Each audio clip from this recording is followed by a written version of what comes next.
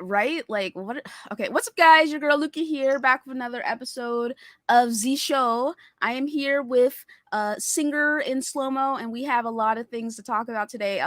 Listen, a lot of things have come out, including all the FTC stuff, which I think I just like seeing the timeline discuss it. First of all, the fact that y'all are sitting down watching a court hearing is very interesting to me. We all like different things. We all indulge and enjoy different things. And that's all I can really say about that. I want to thank you, Singer, for your contributions to the show. I want to thank the Slow thing Mo is, for sending me a thread, even though he's not watching live. I'm sorry, go ahead. the thing is, I listened to it. Grinding in Diablo is grinding like any other game. It's a monotonous affair. So it's nice to have something to listen to whilst you're, doing your grind. Of So course. Of course. Thank you. I'm gaming whilst watching. Yeah. People, remember that. No, I Game hear you. whilst you listen. I hear you. No, I'm with you. All right. So, but yeah, so, we have a lot to talk about in regards to that. We got to talk about the Series X and Gamepass price hike. Baby, they couldn't listen. It wasn't going to be that $199 forever, my babes. It wasn't going to be that $10 forever. How much is Game Pass? It is $15. Well, it was. Was $15 What a month. do you Now mean? it's like Wait. What do you mean? It is still $15 for PC players. Oh, right. I'm Right? sorry. What are you No, talking about, $10 for PC. PC Game Pass is $10. It's going to stay $10 forever.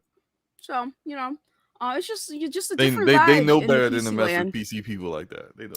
Like literally though. So anyway, what's up, Briarios Arcade, Defloy, TZ? What's goody, my boy?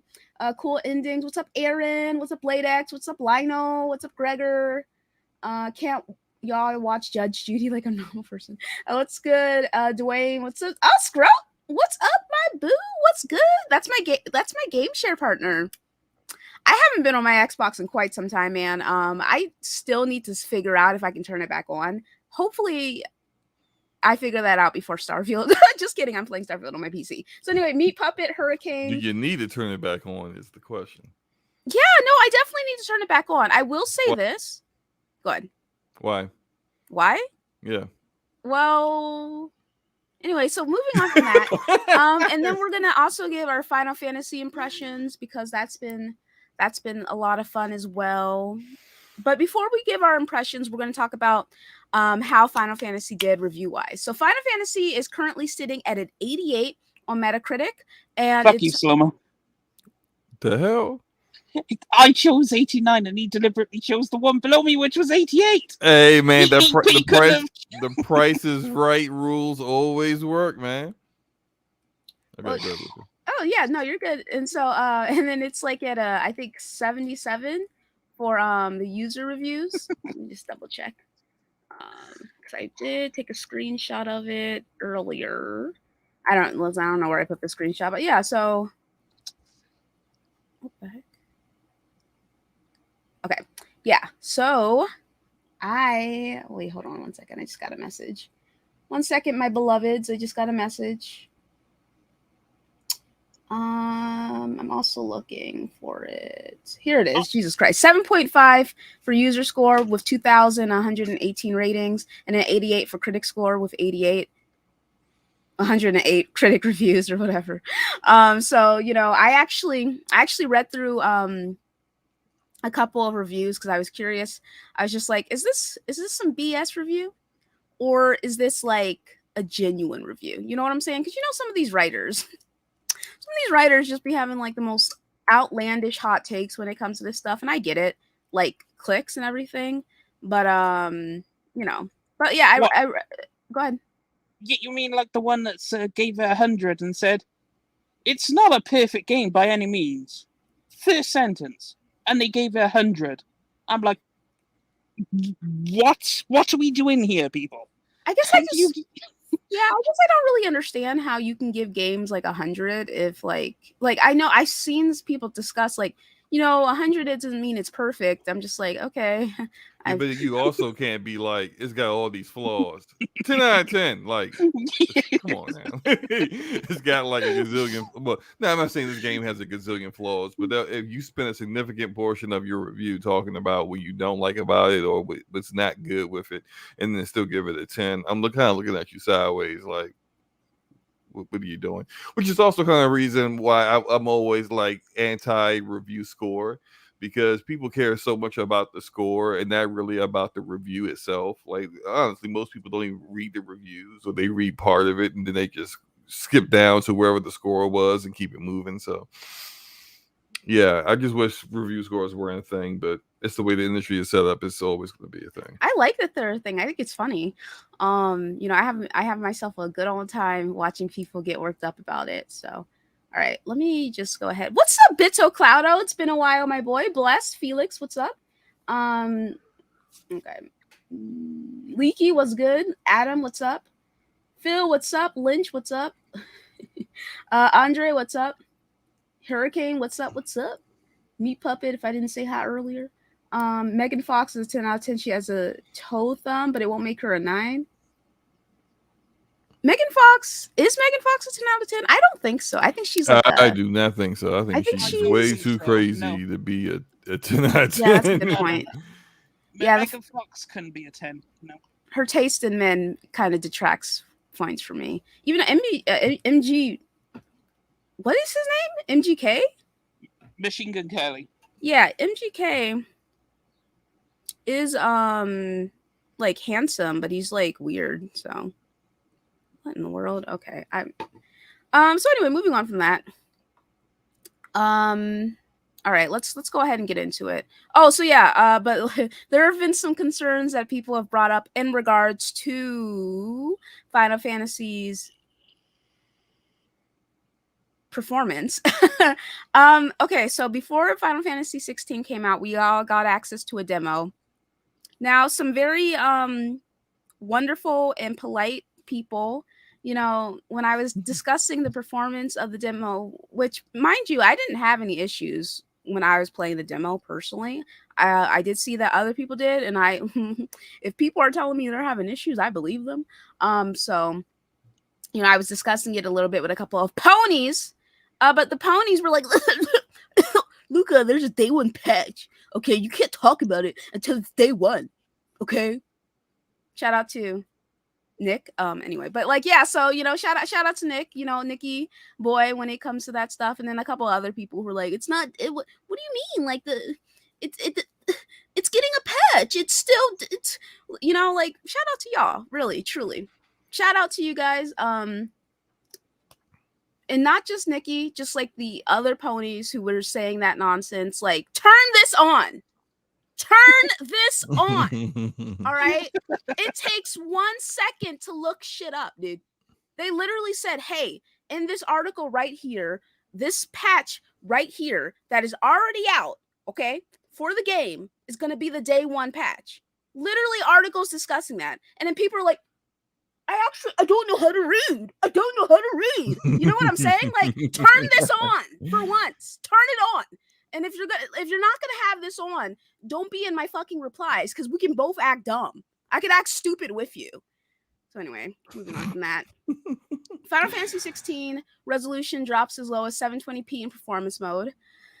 And it is also shaky in performance mode. Switch levels. Switch resolutions.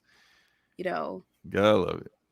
It's also been it's also been oh, congratulations, Vidocrado, saying lost 30 pounds. Sounds good, man. You got to start lifting those weights if you're not already. Bulk up, you know what I'm saying? Anyway, but yeah, True Bleed, what's up, Nola? What's up, Geekhead? But yeah, so it's just like, okay, so the game has like frame drops, you know what I'm saying? Which, like, anybody with half unusual. A brain would have known this was going to happen, because the demo had frame drops. And like, name a demo, 9 times out of 10, demo drops. The demo has issues. We're going to see similar issues in the main game when it launches.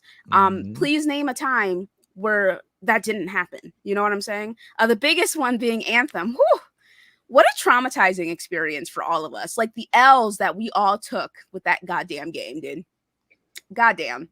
I don't know what So you're talking about. Anyway, okay, whatever. But yeah, so Anthem, what's another Forspoken recently? People were like, oh well, that was just the demo.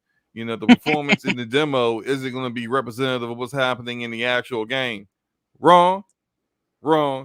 The performance stunk in the game too. It's just like, come on, look, if the game is about to come out in less than 2 months, if they put out a demo and the demo performance stinks, say it with me now, the performance in the game is going to stink too. They cannot fix these issues that quickly. And I don't care what build they say it is. Oh, it's a build from 2 years ago. Why the hell are they giving us a build that's over a year old? Like, use your brains for a moment.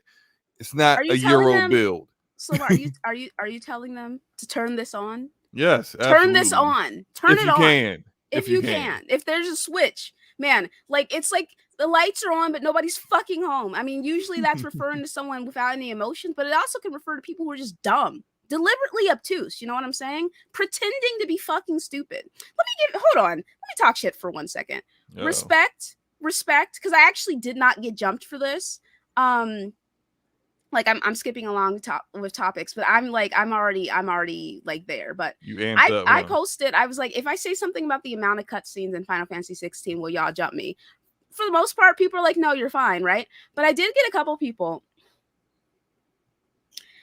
I'm sorry to have to do this to you, buddy boy, but like homeboy was all like, I don't understand. I don't see the problem. There's not that many. I'm confused. After the intro, it's the same as other large-scale RPGs. Like, what do you say? Horizon and Skyrim would have the most cutscenes ever seen in a game.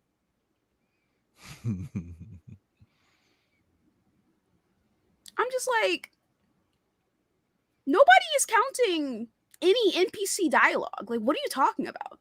Because that's what he said. If you count the NPC dialogue, I'm like, what? No one is counting any of that. You know what I'm saying? Going around and talking to NPCs aren't cutscenes. It's not like, why would you even say that to me? Why would you even include that? Like, please. And whew.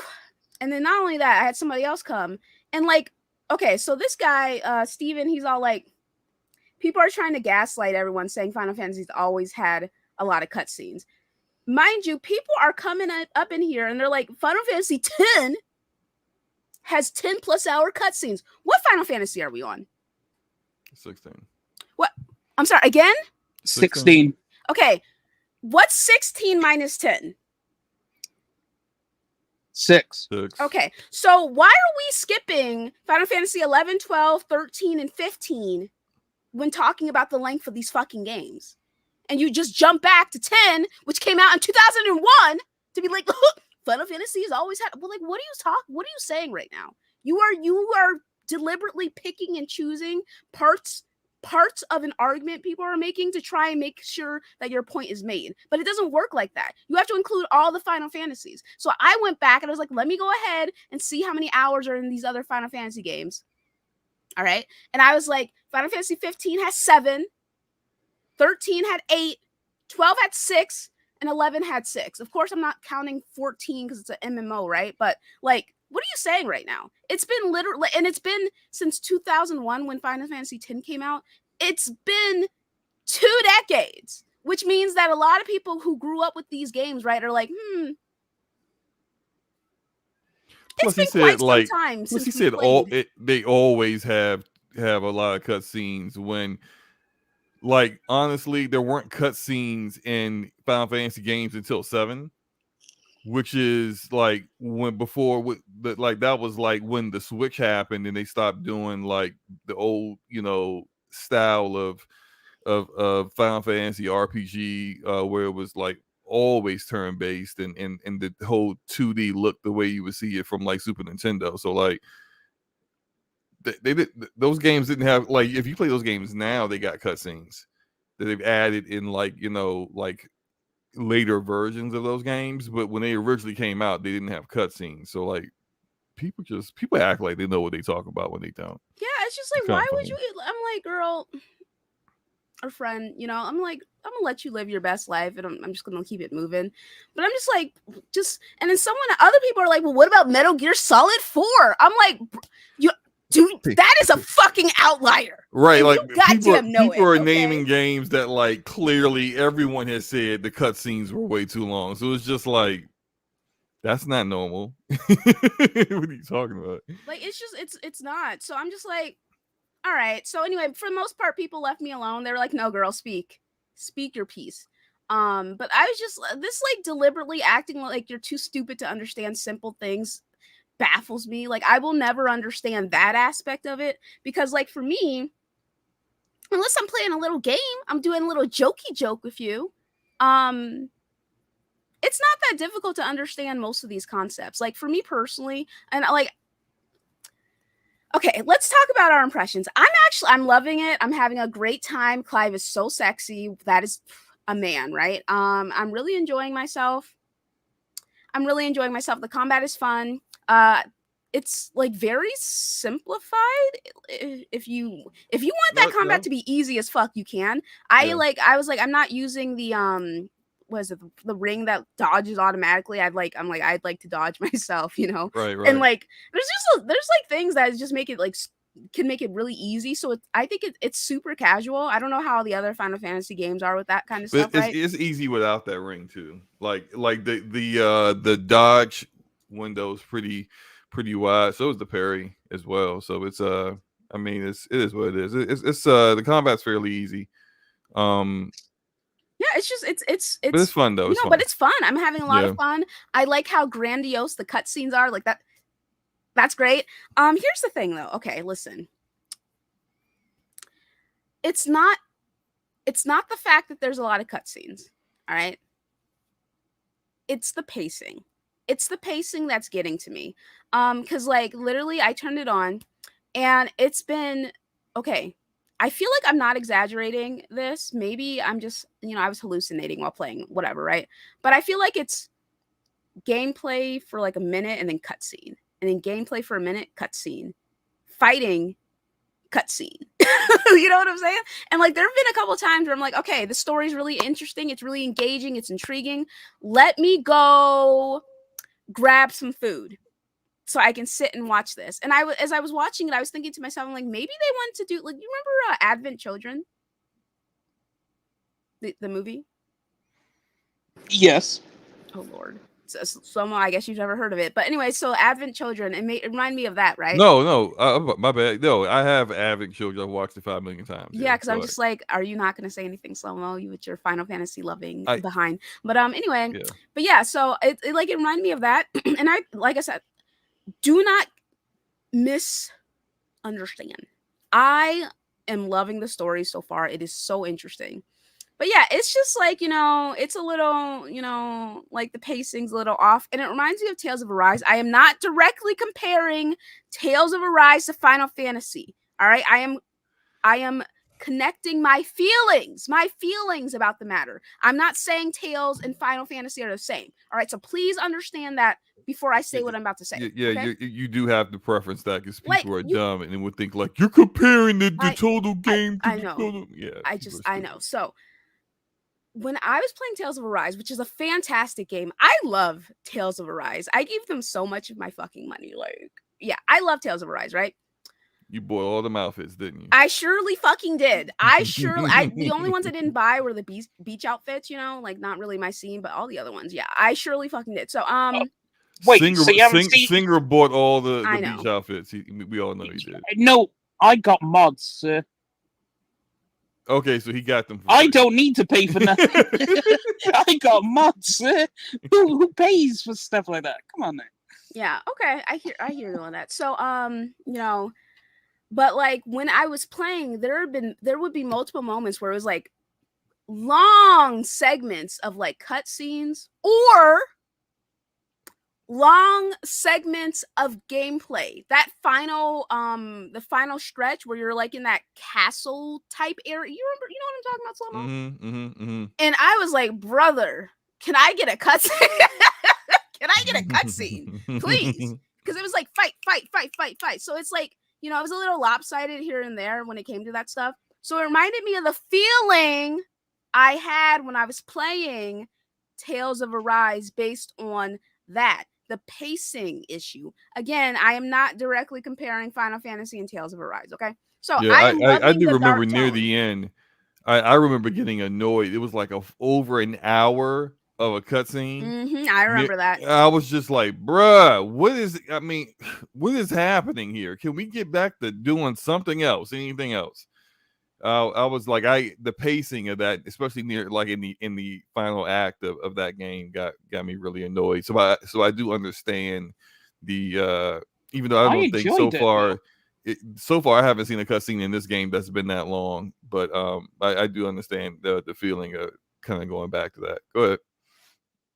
You say you enjoyed it, Singer? Yeah, I gave a standing ovation after that cutscene. Like the ending of the game. Yeah. I'm not talking about the ending of the game. I'm talking about like it wasn't. I'm not talking about the final cutscene of the entire game was over an hour. I'm talking about like the part where they're about to go to space. That was like over an hour. Oh, no, but that was cool though. That was cool. I'll give it. No, that was cool though. We are not saying it wasn't fucking cool, okay? What we're saying was it was too goddamn damn long. Is okay? what we're saying. Like, you know, Okay. you are arguing something we are not fucking saying. You know, but like, yeah, so like it was like wonderful game. I absolutely love Tales of Arise. Like, I fucking love that shit, right? But yeah, I'm loving the dark tone. It is so great. I love darker stories.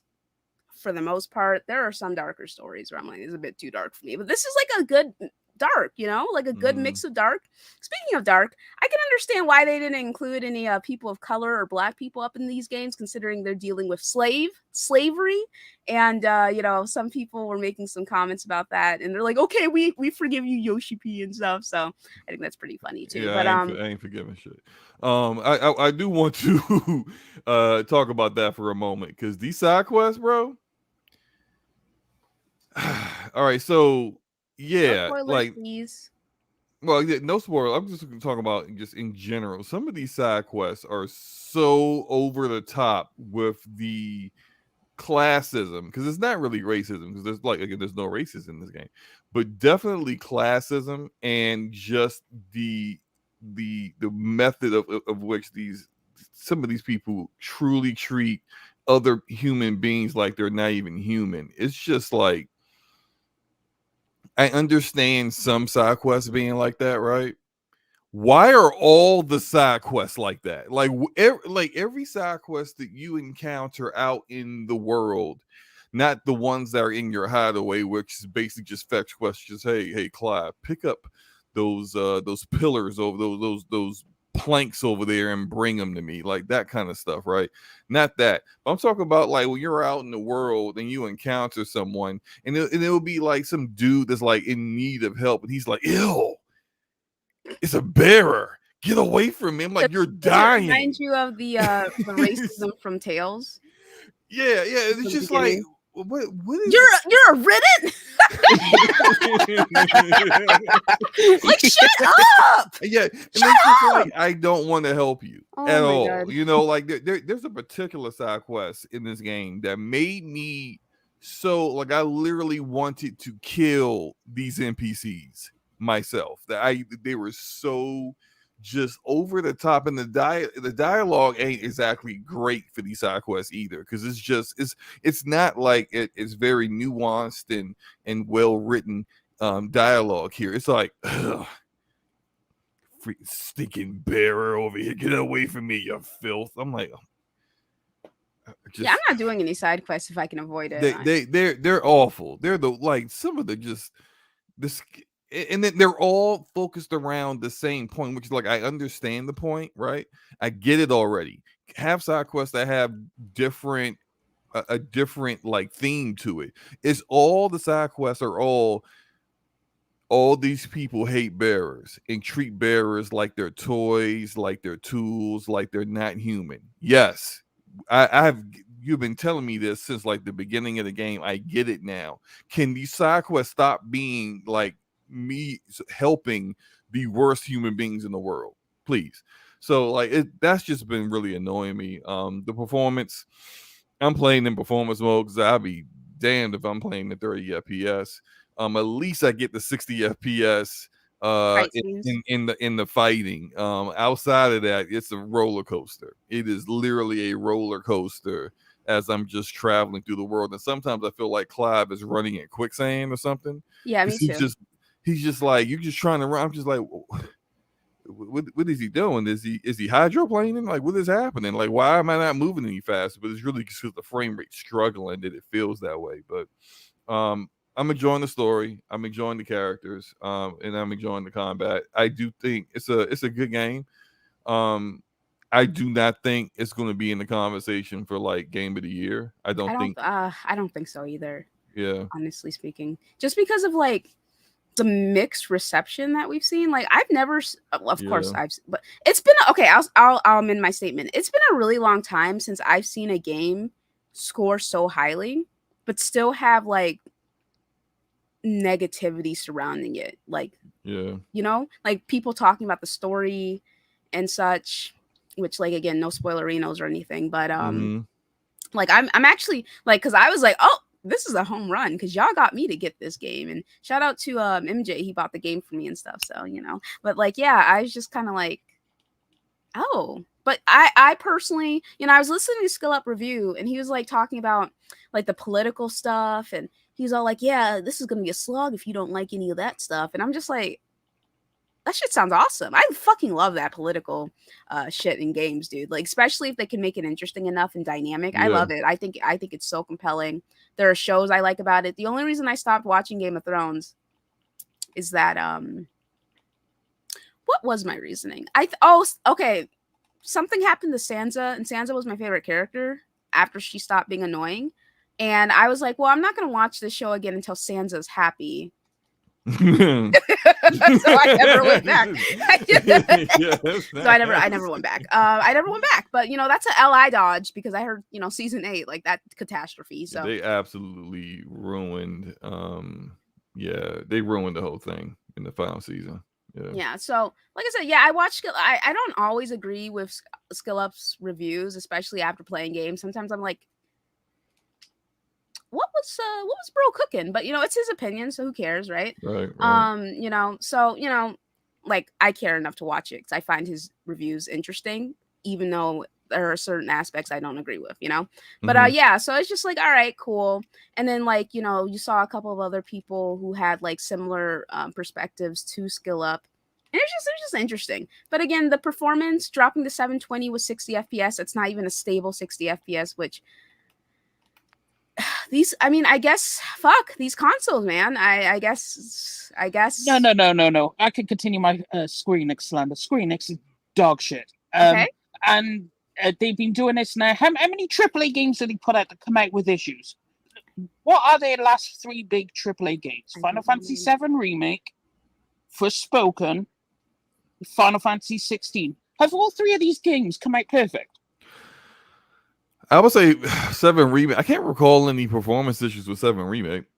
That's more on the PC side, but it still applies because they did the port themselves. So you fucked up. Then you fucked up. Then you fucked up. But your indie and smaller games like Dialfield Chronicle and all them, they come out run perfect, not an issue. But when it comes to your AAA offerings, there seems to be an issue. And you can't blame it on the Final Fantasy 15 devs. This is Yoshi P. This is your man. This is the guy that brought back Final Fantasy 14. The only person that's trustworthy at Square Enix. And they still fucked up. So I think it's Square Enix. I don't even think it's the PlayStation fault. Well, I'm blaming the PlayStation. So I'm blaming the PlayStation, just like I'm blaming this goddamn Xbox. Weak. They're both weak. First of all, what did Digital Foundry say to damage control the Starfield being 30 FPS? What did they say? Well, Microsoft told us at the beginning that the Series X is their mid-gen refresh. I'm like, so you guys decided to just wait on this information 3 years later to mention it now?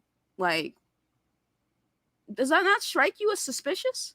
Yeah, I looked at the full context of that, and it just seemed like it was just marketing speak from what they told them. Like they tried to I don't know, I do not believe what was said at all, that like, because it doesn't, because it's counter to how they marketed their consoles, for them to be like, oh well, the Series S is our default standard console, and the mid-gen refresh is the Series X. Like, what? Like, then why did you announce the Series X at the VGAs and then stealth reveal your quote unquote standard console? That doesn't make any sense. So I think it was kind of a throwaway comment from Digital Foundry. They should have just kept Keep it to yourself, man. keep it to yourself, because that doesn't make any sense. It just makes you look silly.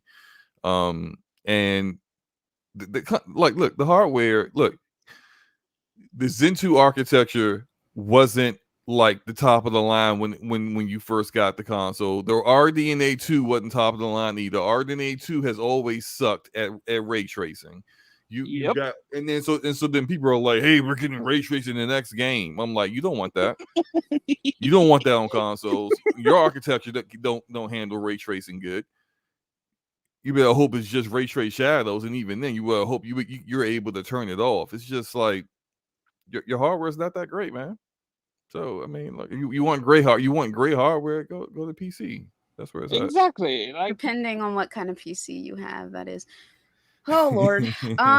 Okay, so allow me to amend my statement. I'm just being a little silly Billy. Because there are some games that run very well on these platforms, like Demon's Souls Remake ran fucking phenomenally. Phenomenal. Shout out to Mo Chocolate. What's up? 9K saying, what's up, Lucas? Stay awesome. You stay awesome. Thank you so much. Appreciate you, man. Hope you are doing well. see, Luca, that's why I blame Square Enix. It's the devs. I know. Mhm. Brain cells. But go ahead. What, for me? Well, wait, what? So you want me to? What's happening? What is he supposed to be doing? I don't know. Wait, am I supposed to be? No, you're good. Okay. Never mind. Anyway, so yeah, the games. I mean, okay, guys, let's be for real here. Would you take 720p, 60 FPS? Yes or no? I mean, No. What are my other options? Oh, okay. Correct answer, right there. What's the quality mode running in? I know it's 30, but is it 4K? It ain't real 4K. It ain't that. No. I know. No, it's not. And it like ain't holding native the 30 4K or FPS, I even don't think close to. either. I think it's like 1440p or something like that. Okay, so Upscale. upscaled 4K, 30 FPS, or 720p, shaky 60. You said I told you I'm playing in performance mode, so yeah, I'm taking the Switch resolution in 60 FPS. Like listen, it's bad out here, y'all. But fuck it is, man. They definitely do need to patch it, and for now on, I'm calling it Final Resolution Fantasy Frame 16. Because those frame rates are fantasy. Final resolution. I'm sorry, that made me laugh. That resolution ain't changing, so it's final, and those frames are fantasy. Remember that, people. Like, they have to release another like 40 gigabyte patch to get your 60 FPS, I guess. I don't even know if it's going to happen, honestly, because they're using like a modified version of the Final Fantasy 14 engine. I barely played Final Fantasy 14. I don't really know how that runs on PlayStation or PC like that. But it's just odd to me, considering like the level design of the areas. They're Since not it's like fully sectioned off. Yeah, they're so like small and not fully like open world or anything. It just is weird to me that they couldn't get this running at 60 FPS, considering it shouldn't every time you load into an area, it shouldn't be taking up so much memory and taking up so much assets that like they couldn't run this at 60, unless like all the assets they have in the game are so like quote unquote expensive that like maybe that's I mean, the game, again, the cutscenes are beautiful. The game looks beautiful in my opinion. I really am loving the story so far. I really am, right? But But and I'm looking through these comments because I asked them to. You really just have to specify whenever you ask anything anywhere, right, or say anything, because I swear to God. But I was like, how have the frame rates been for Final Fantasy 16 for anyone playing the game? I've seen Digital Foundry's video, and Jordan, she's got like a 4090, so she was struggling. But like some people are choosing to play the game in quality mode for the more stable frame rate. But most of the people in my replies, which of course this is like, what's the word? Of course, like it's, oh my God. Anecdotal. Yeah, anecdotal, because like it's just my replies, right? But the people in my replies are saying that they're playing on. Some people are playing on performance mode. Most people are, that is, but then others are like trying on graphics mode. So yeah, because it's pretty much a locked 60 FPS when you're in combat, and that's the more important. It's annoying when you're running around on the map and it's just like up and down with the frame rate.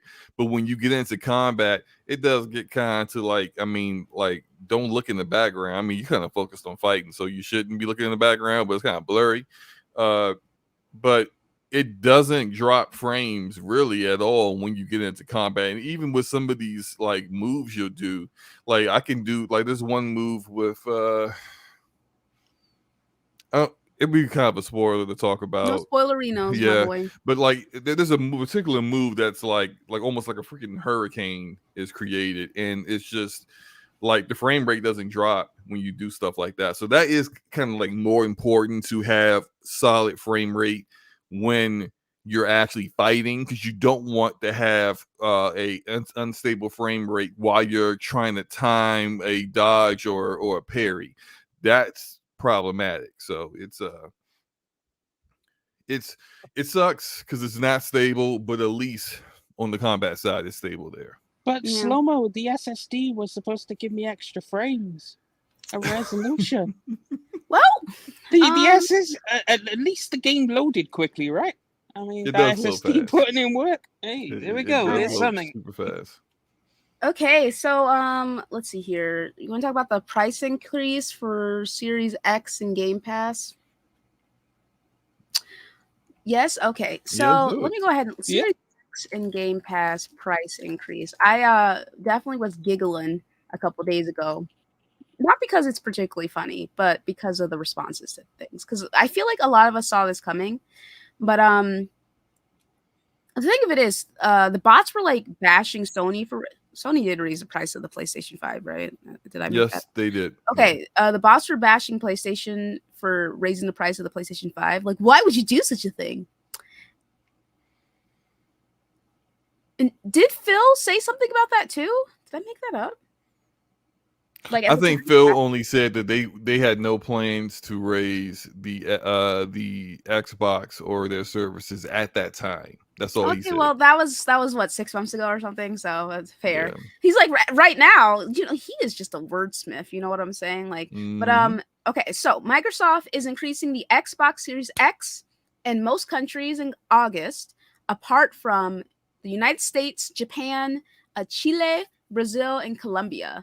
The Xbox maker is also increasing the monthly prices of its Xbox Game Pass and Xbox Game Pass Ultimate subscriptions for the first time next month, which will see the base Game Pass subscription for console move up to $10.99 a month from $9.99. So, let's see here. Xbox Series X console pricing will largely match the price hike Sony announced for the PlayStation last year. So it was last year, right? With the Xbox Series X moving to what is euros? I don't know. What's the UK currency? Pounds. Pounds? Okay. What does the symbol look like? Is it a squiggly line that looks like an E? Yes. Or is it an E with lines through it? Well, it's a squiggly line that looks like an E. So pounds in the UK. Okay. And the European market, what do the European? They use Euro, euros, right? Okay. And then Canadian. Shout out to the Aussies, man. $800.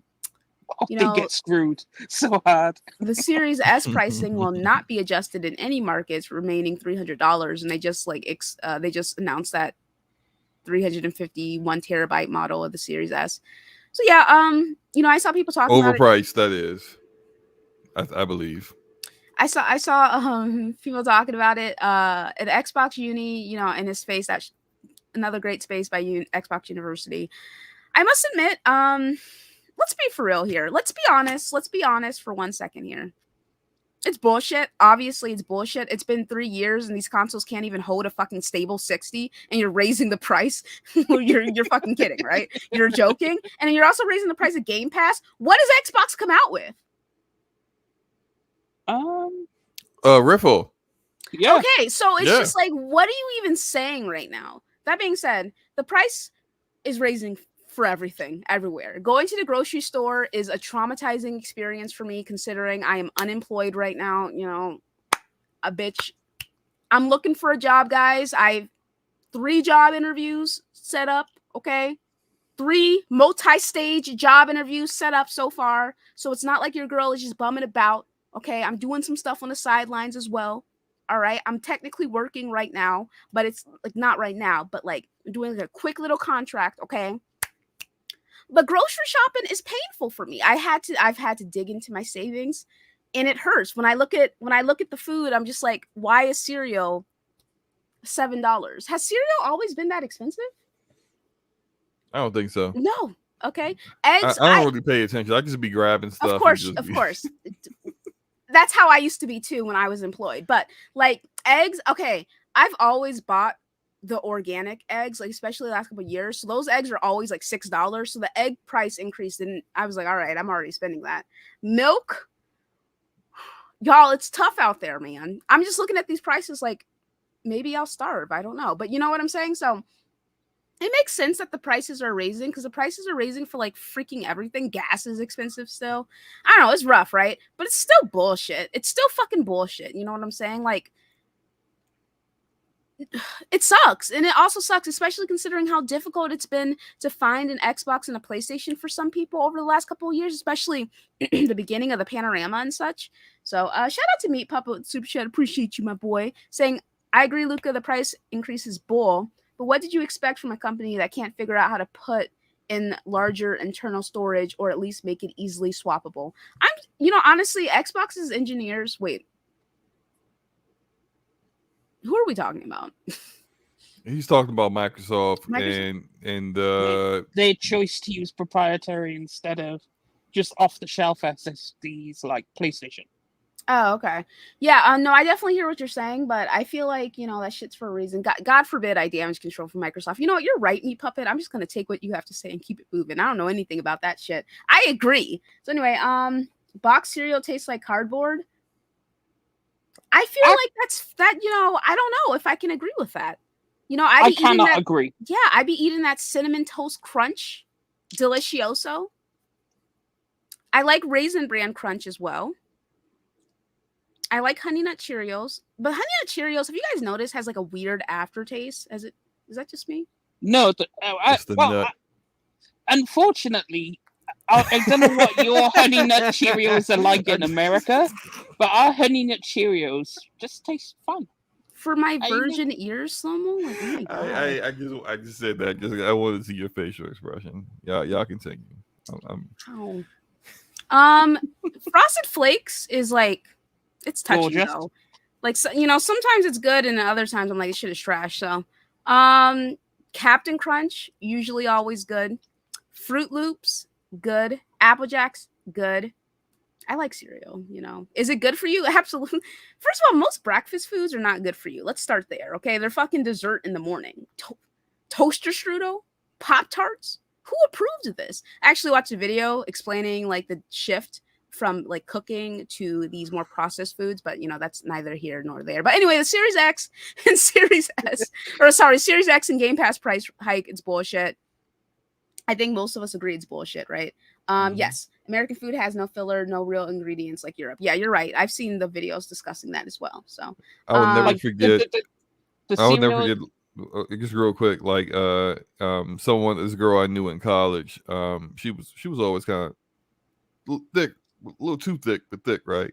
And she did a semester in France, and when she came back, almost nobody recognized her. because she lost so much weight, and she was just like, yeah, the portions are smaller, the food's just different, and she just couldn't. She it completely changed her diet. I was shocked. So yeah, okay. Yeah. All right. Singer, did you have something? Oh yeah, no, I was just gonna agree with his take Blue Moon with the crumpets, because like breakfast foods over here are ridiculously healthy and tasty. Like it's really like you Can we have to talk go about out those to beans though that y'all like to add? I don't like baked that. beans. I don't like The, how it looks. It bothers me. it's so universally like it's ingrained now for over so many years. You have like baked beans on toast, for example, if you wanted something warmer. But it's just it's delicacy, I guess. At this point, it's just naturally accepted. In the UK, you will have baked beans. Like if you Understandable. come over here, at some point, you probably will try baked beans, and it's not as nasty as it sounds. Give it a try, people. Like No, shout here's out to my thing. I can't eat anything that looks gross. It like messes with my mind. You know what I'm saying? Like it fucks with me. So anyway, oh yeah, okay. it's like a psychological thing. I'm just crazy. But anyway, moving on from that. All right. So hello FTC. Okay. If y'all would like to discuss this, Slomo, you sent me a thread. Why don't you pull the thread up and share Oh your my screen? god! All right, hold on. And Singer, if you'd like to just get started on it. All right, so Just okay, listen. Just the most interesting parts of it, okay? Not every single aspect. I'm not. No. I'm just All going to right. go into the key takeaways. Okay. So the FTC are the best lawyers PlayStation could buy. We'll start with that. Like these man, someone did a count. They mentioned PlayStation 72 times. Just questioning Phil Spencer. God damn. They mentioned the consumers 11 times. Who are you representing, FTC? The consumers who? Oh, but that's by the by. Phil Spencer had, he is a master wordsmith. Listen to this dude speak to the lawyer. Like you could tell he is properly trained PR wise because his answers were calm. Typical Phil Spencer. So the big things that came out was Indiana Jones is exclusive. The first day, Pete Hines said Indiana Jones was coming to multiple platforms, but when Microsoft bought Bethesda, they renegotiated the deal with Disney. Disney said sure, and it's exclusive now. So that's cool. Also came out was an email from Jim Crying Lion Ryan, where he said, He actually, earned that title, man. he said, actually, we are going to be fine. In an email to his own people, he wasn't even worried about Call of Duty leaving the platform, which was hilarious after all the shit. I think it's probably accurate to just read it word for word so people can get an actual like. Yeah. His in his email internally, he said it's not an Xbox exclusivity play at all. They're thinking bigger than that, and they have the cash to make moves like this. I've spent a fair bit of time with both Phil and Bobby over the past day. I'm pretty sure we will continue to see COD on PlayStation for many years to come. We have some good stuff cooking. Keep your eyes peeled. I'm not complacent, and I'd rather this hadn't happened, but we'll be okay. More than okay. This is 2 days after they had announced that the acquisition of Activision Blizzard King.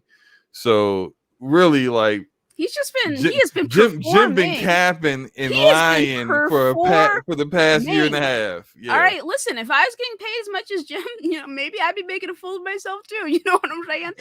Listen. I'm pretty sure Sony's board of directors are just fine with the things that Jim has been saying and doing. They have no problem because his goal is, and he said it to Lulu, whatever her name is, for Activision. I don't want a deal. I want to block your merger because blocking the merger for him makes things more favorably in his market. So of course he's going to do what he's doing. Other funny things to come out about it was on the first day, Sarah Bond was brought up to the stand. And the FTC clearly has no idea what the fuck they're talking about because the FTC questioning Sarah Bond asked, and I quote, you need a Windows license to stream PC games, correct? Idiots. Now, anyone who owns a PC knows.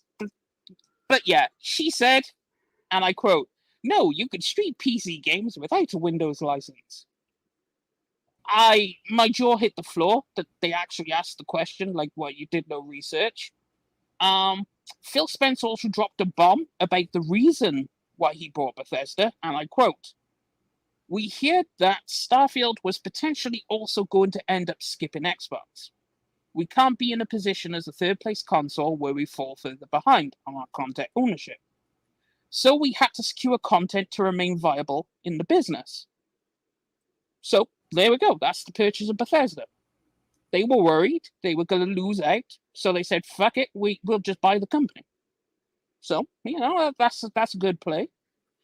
The judge. It was also funny because the FTC kept questioning Phil, and she told him on 2 separate occasions, basically, to shut up and sit down, because the questions they were asking were ludicrous. Like, will you swear an oath to keep Call of Duty games on PS Plus?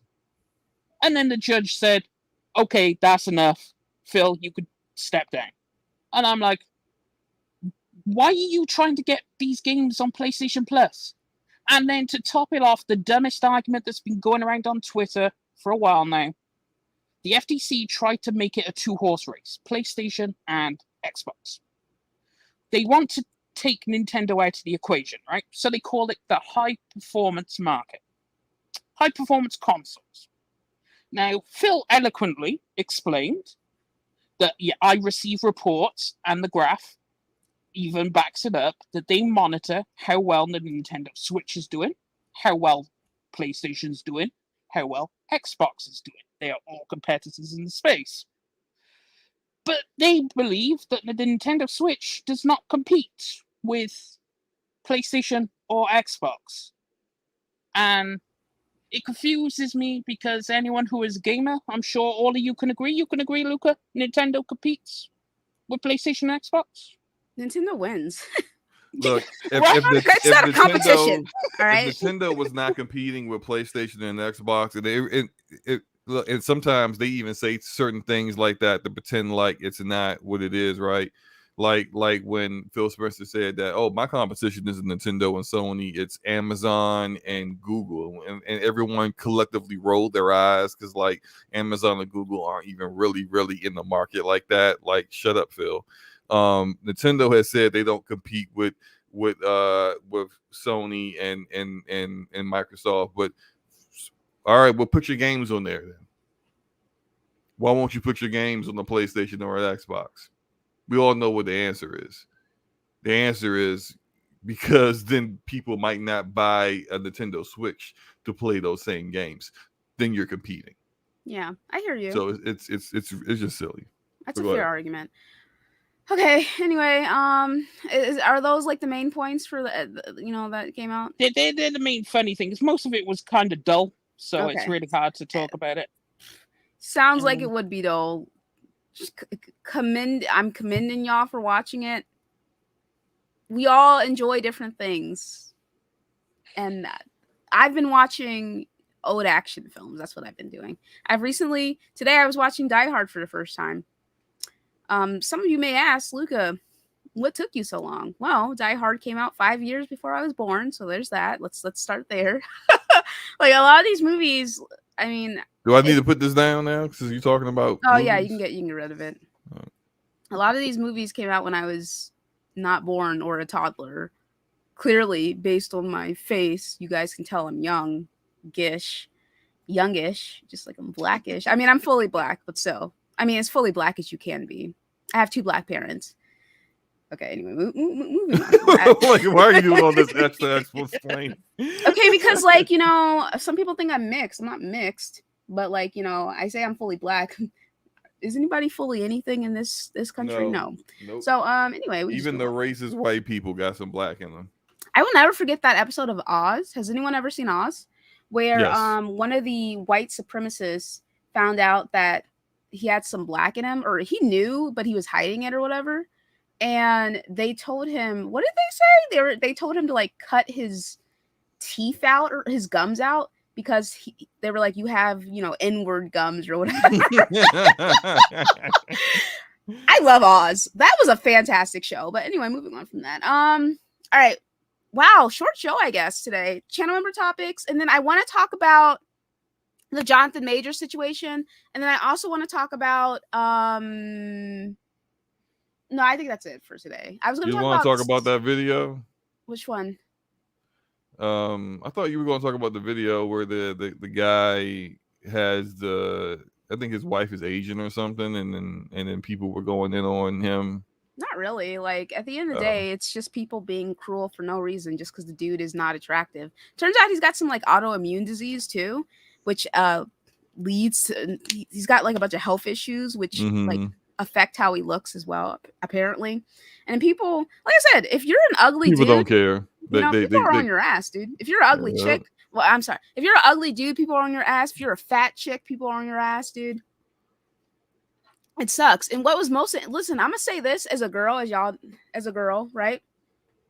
I just think it's really cute that women are all like, don't body shame, but like as soon as the dude's unattractive, they're like, have no issues roasting the fuck out of the dude. But God forbid it's a fat chick or an ugly chick, and suddenly it's like she's a beautiful princess, she's a queen, all that nonsense. Like, no, just lying, fucking lying, dude. The double standard when it comes to that stuff is so annoying for me to see. Anyway, somebody let me just move on from that. But anyway, what's your most played game in 2023 so far? Oh Lord, I haven't played any games. Dead Space remake has been my most played game. Wait, so you're not gonna talk about Jonathan Majors? Yeah, I'm gonna do it after the topics. Oh, I thought you always do this last, so I'm just kind of like. Oh yeah, no, I know, but I'm doing it now because like some of these are gaming related, so I figured out since it's so early. Cool. Most played games so far, Diablo 4, for sure, not even close. Wait, what game? Diablo 4. Oh, okay. I have no freaking idea. It would have to be either Fortnite, Rogue Company, or Hogwarts Legacy. One of those three would be, but I'll probably have to like check my time in those games to see which one it is. It's probably Rogue Company though. No. Shit, I don't know, man. It's one of those three. All right, cool. Let's see here. Favorite book you've ever read? Always taking recommendations. Genre doesn't matter. Okay, I'm gonna write these down.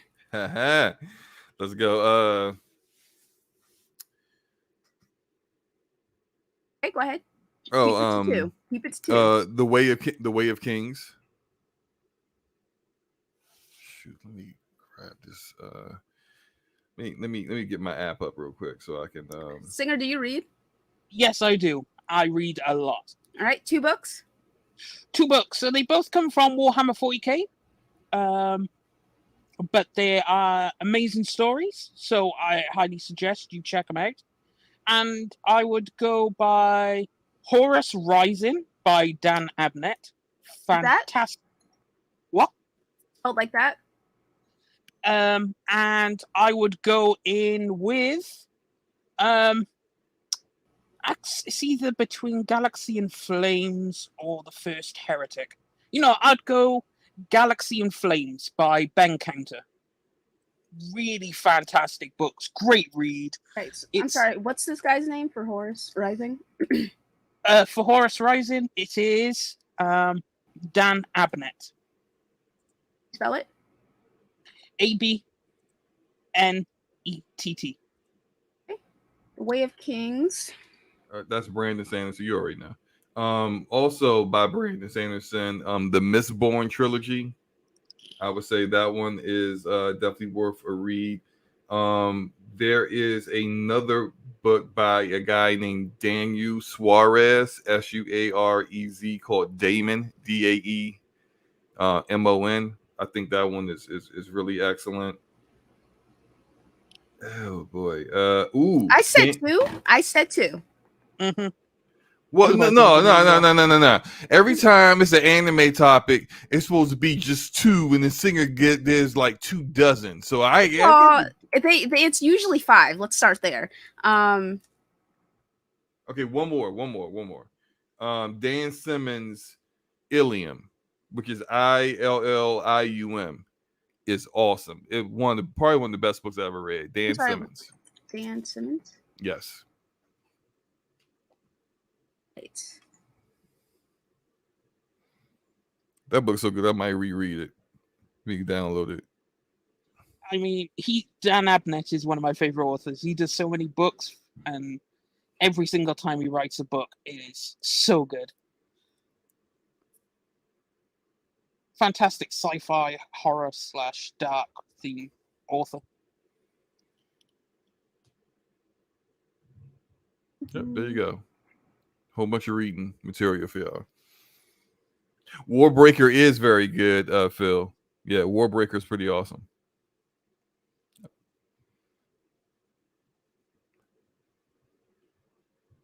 All right. I know I sent you those double eyes because you were late for the show, Slomo. I was on time. What are you talking about?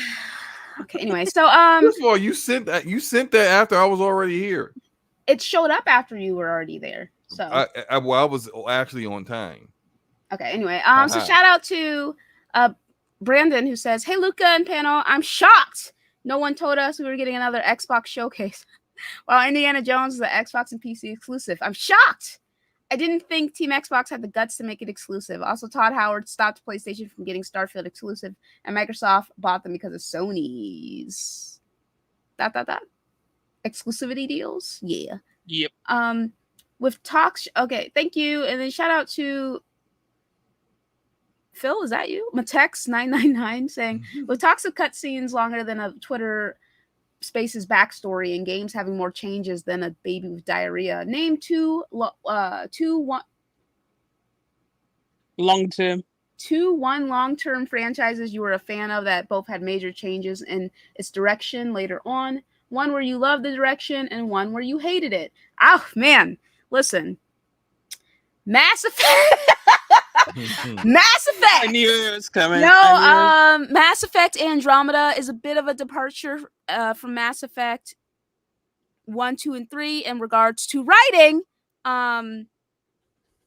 Writing, role playing, just character depth. It was spooky. You know what I'm saying? Very spooky experience. One where I loved it though. I don't normally play things I don't enjoy, so let's start there. Wait, what's the question? One where you loved the direction and one where you hated it. I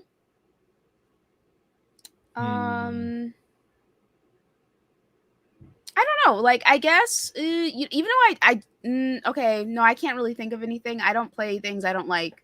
Like, if I have a game where it's definitely Andromeda.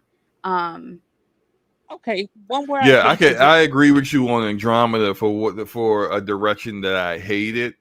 For a direction that I liked, I would say probably God of War 2018 because I didn't really care for the even though people love the God of War trilogy, I never really cared for God of War like that, but I really enjoyed God of War 2018. So that's a change in direction that I really love. So okay, I'll agree with you. God of War 2018. I like the other God of War games. They're fun.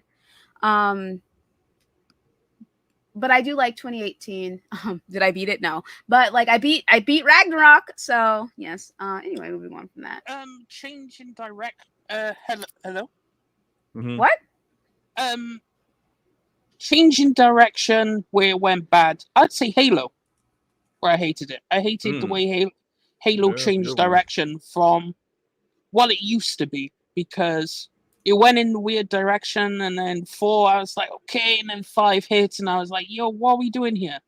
And a good direction is Elder Scrolls should count, because Oblivion, like Skyrim, is not close to Oblivion in direction.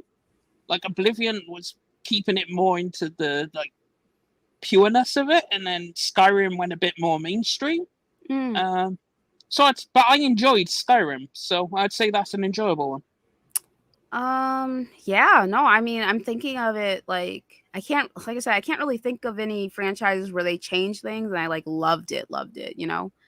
Brian has a good one, Fallout 3. I didn't play the other Fallout games, but I know that they Yeah, changed it from yeah. like super Fallout 1 and 2 isometric. were kind of like isometric. Isometric. So yeah, and they were done by In Exile. At least was it? I think the team that became In Exile, but they were Interplay at the time, I believe, or maybe they were Interplay. Yeah, because they were the original founders of Fallout. Yeah, that's a good one, Brian. Brian, I want to get you on the show sometime. I love your takes, and you're really well spoken, and you're not dumb. No one in my chat's really dumb. But I really like your takes. A shout out to Smart Brother saying, Slow-mo, you are my daddy, and I have a question for you, Papa. If the CMA doesn't overturn their decision, is the deal dead? Smart Brother, I will accept you as my child as long as I can claim you on my taxes. So yeah, smart. we can make that work.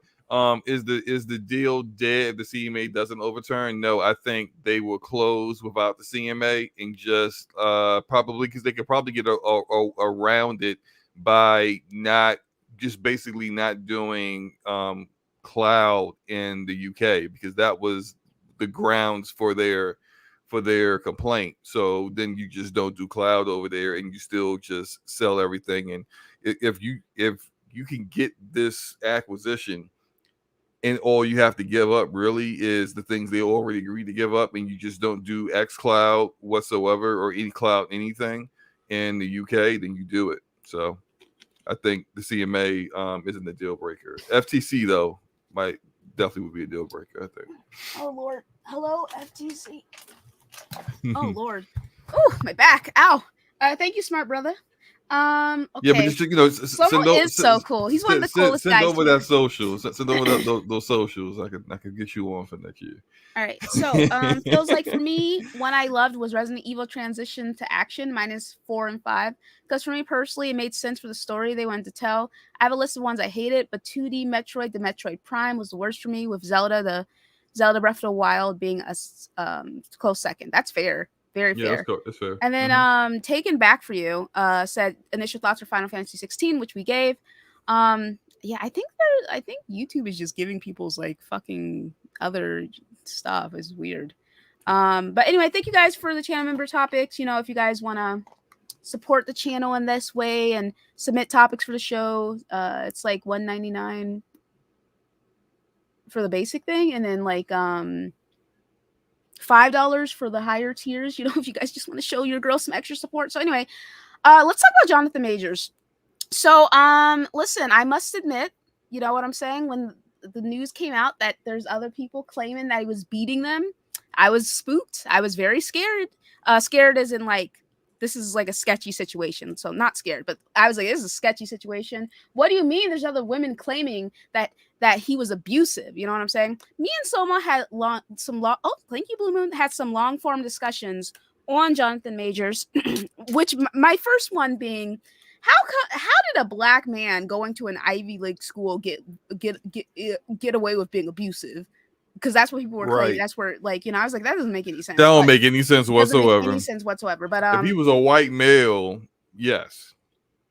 Black male, he would have been out of there like swimwear, baby. You know, he would have been out of there for sneezing and not saying excuse me. You know, like they would have got him out of there quickly for the smallest things. But he's out here abusing white women and other people, and they're just like, cool. Didn't make it. Wait, what if he was abusing black women? Then that would make sense why they would keep him. Yeah, because they wouldn't care. They wouldn't care. Okay, anyway, that's fucked. It's fucked, guys. But anyway, John Majors will go to trial later this summer on domestic violence charges. We did get some new information, guys. He is currently dating Megan Good, currently, or whatever, right? That's definitely a level up from that other girl. But go ahead. All right, so okay, these are some. All right, I'm looking for the new information. Okay, so they have a bunch of like witnesses to come through in order to give their perspective about what happened. Okay, let's see The here. new information is from the witnesses are the driver that where the quote unquote fight occurred. The driver did not work for Majors. He worked for like a company that just, I guess the entire company's job or their business model is to drive around celebrities in New York. So he worked for them. And his point of view was the fight started, she started the fight, that Majors was just trying to defend himself, and then once it got really out of hand, he left the vehicle. So he pulled over, he left the vehicle, she exited the vehicle after him and yanked him back in. And then that's where the other witnesses, who were just people walking on the street and saw Jonathan Majors and recognized him come in, they of course went to go get selfies. He did the selfies, but as soon as that was over, I guess like she was still trying to fight, but he left her. And here's the part that I thought was weird. She don't know these three people that were on the street that just saw her fighting Jonathan Majors, but then decided to go to a club with them and spend up all Jonathan Majors' money at the club. They said that she rung up like $800 Keep it up, so I'll be right back.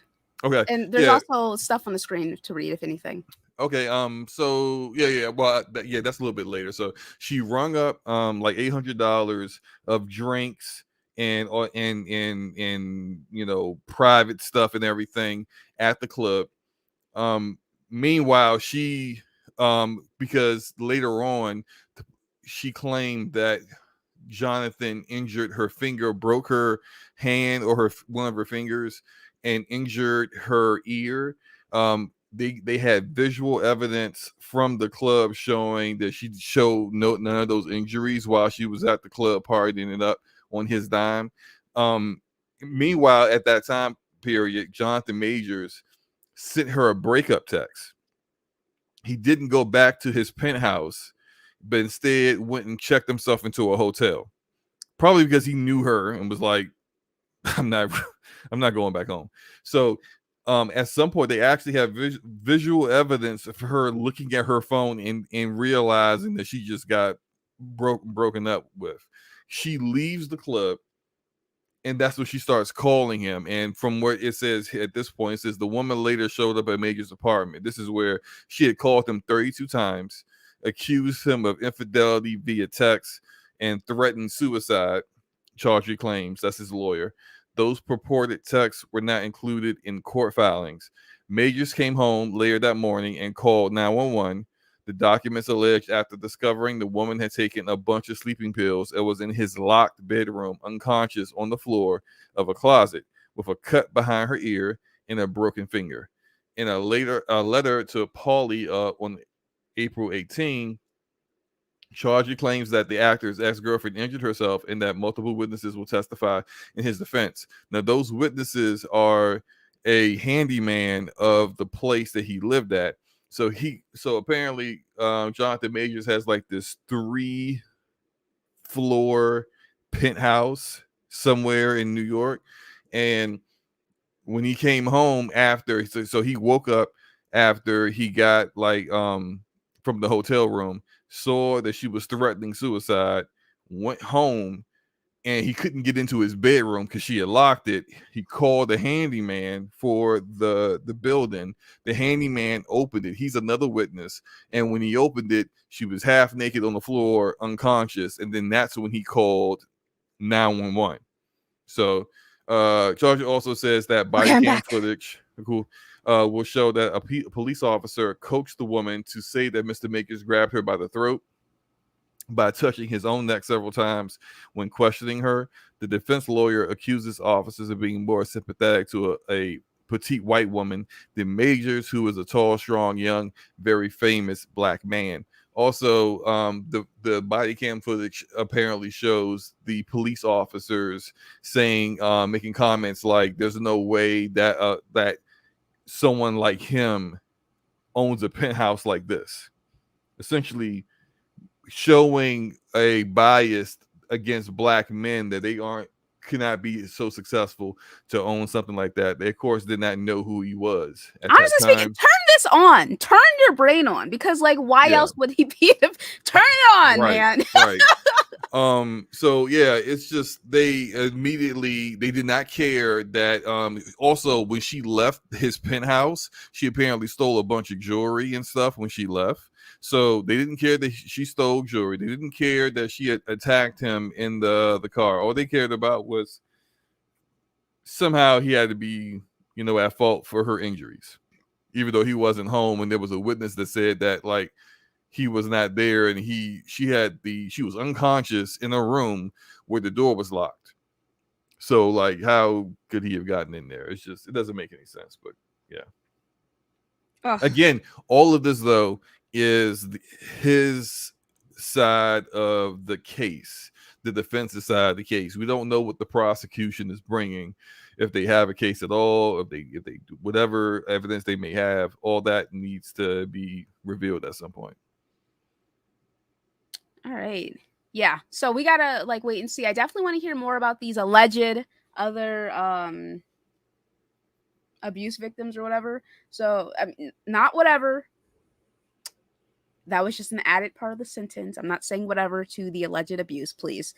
But yeah, I'm definitely curious about hearing more about that. And that's why, guys, even though I definitely took on a more annoyed tone during my last video on him, but I do say it's so important to wait for more information to come out, because the last thing we want to do, like, okay, false accusations are not that common unless race is involved. So they're a little bit more prevalent when race is involved. Race. They're. Did you read Atticus Finch? No. Oh my God! Wow. Has anyone read Atticus Finch? And is that what that book is called? Not Atticus Finch. To Kill a Mockingbird. Sorry. Has anyone read To Kill a Mockingbird? Yeah. My bad. I read that like in. I think I had to read it for school. I don't remember much of it though. Yeah. So you remember how? Okay, I guess you don't remember. I had to read it 3 fucking times for school. 3 times for school. Okay. Twice in middle school, once in high school. Right. Essentially. Now, when I was younger, I actually didn't catch the full scope of this, but a black man gets wrongfully accused of assaulting a white woman, and like they put all the blame on him, right? But it turns out like he didn't do it. It was like some white guy, So I think about that. That's basically that has happened in real life in history, like at least a half dozen times, and it has always resulted in crazy white people in the South deciding to burn towns down for no damn reason. But continue. Yes, Tulsa, Oklahoma. Yes, also Rosewood, Emmett Till. So we some of us are aware of the history. Yeah. Anyway, yeah, right. Like fucking read goddamn To Kill a Mockingbird so many goddamn times. You know what I'm saying? Like, why? Why did I have to read it so many times? Great book. Also, that and The Outsiders, another fantastic book by S.E. Hinton. Y'all, I used to read. I used to be a reader, guys. I mean, I still read, but I read online stories now. So, okay, I guess that's it. Singer just fucking dipped. Singer, maybe he's here. The internet issue. He was just like Jonathan Majors. I don't want to talk about that bullshit. Fair. Okay, I understand. So anyway. Anything else to talk about? I mean, I want to talk about the concept and measure of attractiveness, but there's only 2 of us, and the conversation would be more fun if there's more people, You can save it for next week if you want. If people show up next week, isn't Would you invite anyone but me and Singer? No. Okay, then. I mean, invite some people. Fair. Some people will show up. That's fair. I feel embarrassed inviting people because the show is like so small in comparison to everyone else. So I'm just kind of like, oh, you guys even want to come on to my show? I'm not as cool as you guys or popular as you guys are. Shut up. I'm just saying, like, shut up. You make no sense when you talk like that. Like, I'm just saying, you know what I'm saying? So I get so embarrassed, like, okay, anyway, moving on from that. I decided not to go to the Pride Parade, mostly because I don't want to go by myself. And my friend who said he was going to go with me changed his fucking mind. And I'm just like, oh my God. So, I'm just going to stay home where it's like nice and cool because it's also going to be super hot. I'm not trying to be sweating. You know what I'm saying? Maybe next year. We'll see if they even do one next year. What else is going? Do you want to talk about movies real quick? Yeah, we can do that. Let's talk about movies. What's up? So guys, again, I just recently watched 1987's Predator. Awesome fucking film. Absolutely. I did a thread talking about like I asked people what's your top 5 action films, and I got some my goodness, some wonderful responses in the thread, and had a lot of fun talking to people about like best action films. Action's actually my favorite genre. I love action films. They're so much fun. Guys, I like action films a lot. I specifically like action fantasy films. Like those are a lot of fun, but action in general, I just love it. So I've been going back and I've been watching action films from like the 80s and the 90s that I didn't watch growing up. And like, just getting an idea of it. Again, the first Predator is absolutely phenomenal. It's such a good film.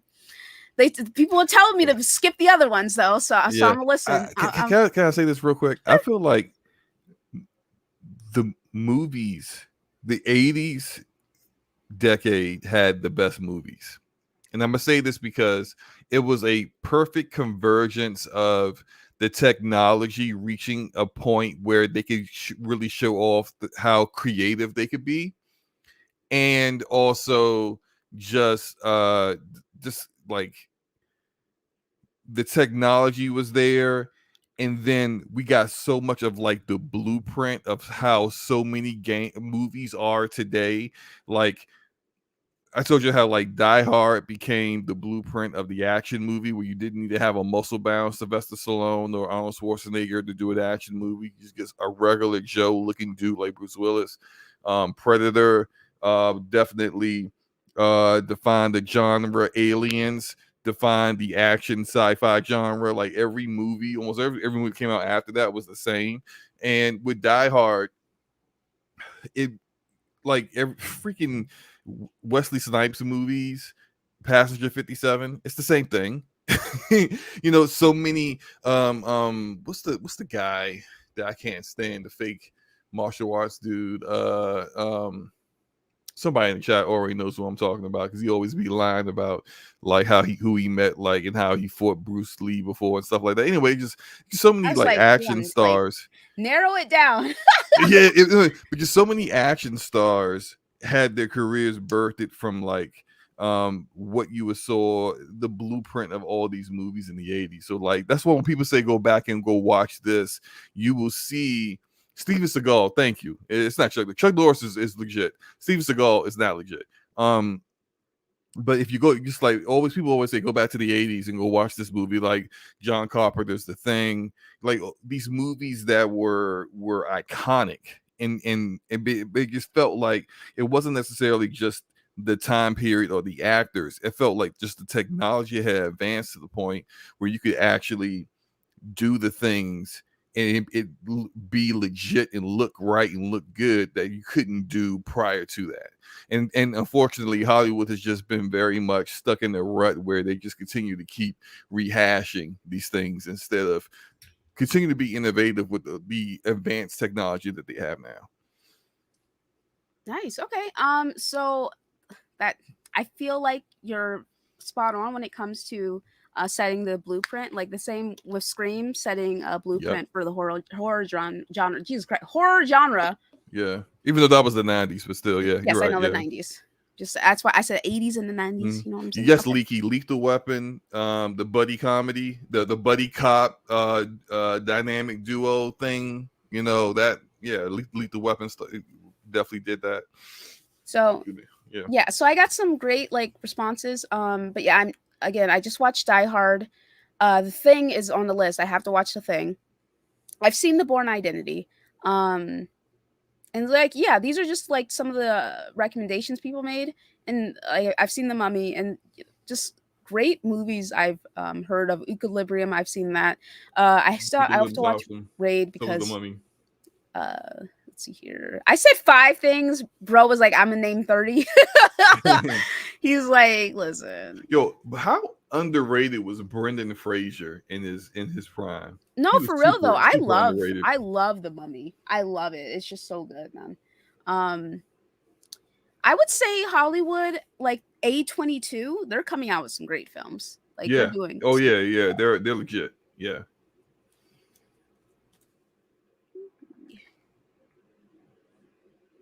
Blade Runner. Yeah.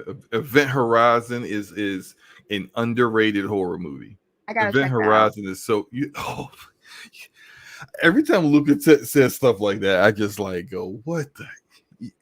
Actually, well, you told me you were going. We've had this conversation before. I know. It takes me years to watch things. What was the last thing that you said? It was earlier this week, and you said you didn't watch it, and I flipped out. What was it? I don't know. It was probably Aliens. Oh yeah, it was Aliens. Yeah, I gotta watch that too. Yeah. You did watch that hard, right? Yeah. Okay. Yeah, just wanted to make sure. Yeah. I actually recently watched Top Gun. Top Tom Gun Cruise holds is up. so handsome, just so handsome. Let's see here. I've seen the Indiana Jones trilogy because my grandpa fucking loves Indiana Jones. So yeah, I've seen RoboCop. I've seen Ghostbusters. I've seen Inception, Mad Max Fury Road, Matrix. How are you with martial art movies? I cannot even think of one I've seen except for Kung Fu Hustle, which is like a comedy. Okay, so you're not really into them like that. But 3-bit suggestion for the Raid 1 and 2 is a very very good suggestion. I preferred the Raid 1 over 2 because 2 seemed more like just action set pieces, like amazing choreography, because they're the guys that do that are freaking awesome, but the story don't make no damn sense. But Raid 1, the story actually has somewhat of a point. Plus, I kind of felt like Raid 2 has better fights, but the Raid 1 just it hit different. It hit different. Yeah. So let's see here. Like I said, as you guys can see, here's the list and such. Did I click? I did click on this. Lord. What are you doing? What are you talking about? Oh, sorry. I was looking at the wrong screen. My bad. Let's see here. Okay, so Bloodsport. Okay. Commando. Aliens, the second one. Yes, Alien. That's one of my favorite movies. I love that movie. I've seen the Terminator franchise. I've seen all the Terminators except for Genesis. I've seen Kill Bill. I've seen The Expendables. Kill Bill's awesome. I like the first one, not the second one. Does Crouching Tiger, Hidden Dragon count as an action film? It's a martial art film. I like that movie. Oh, so you have seen it? Okay, all right. Well, Crouching Tiger, Hidden Dragon is very, very good. I think it's a lot of people's favorite, but I think there are better films in that genre if you care to dive in there. Yeah. Let's see here. I've seen Edge of Tomorrow. Okay. Let's see here. Edge of Tomorrow. I love that movie. That's the best Groundhog Day copycat of a movie. It's really good. Yeah. Yes. I don't know if that's an action movie, but Tombstone is amazing. Tombstone is another one of my favorites. I think that's probably Val Kilmer's best performance. Him playing Doc Holliday. Okay. Yeah. Let's see here. The Dark Knight. I've seen Casino. I've seen most of the early James Bond movies because my grandpa's a fan. I've not seen The Heat. Let's see here. Heat's very good. Donnie Yen. Just go IMDb Donnie Yen and just start watching his movies. Conan. All the action in them is amazing. He's a great choreographer and martial arts dude. Yeah. Since he was recently in John Wick and everything. So just like a lot of like you know what? You love Blade 2, right? Yes. Donnie Yen did all the choreography for Blade 2. Nice. Yes. He's that good. Yeah.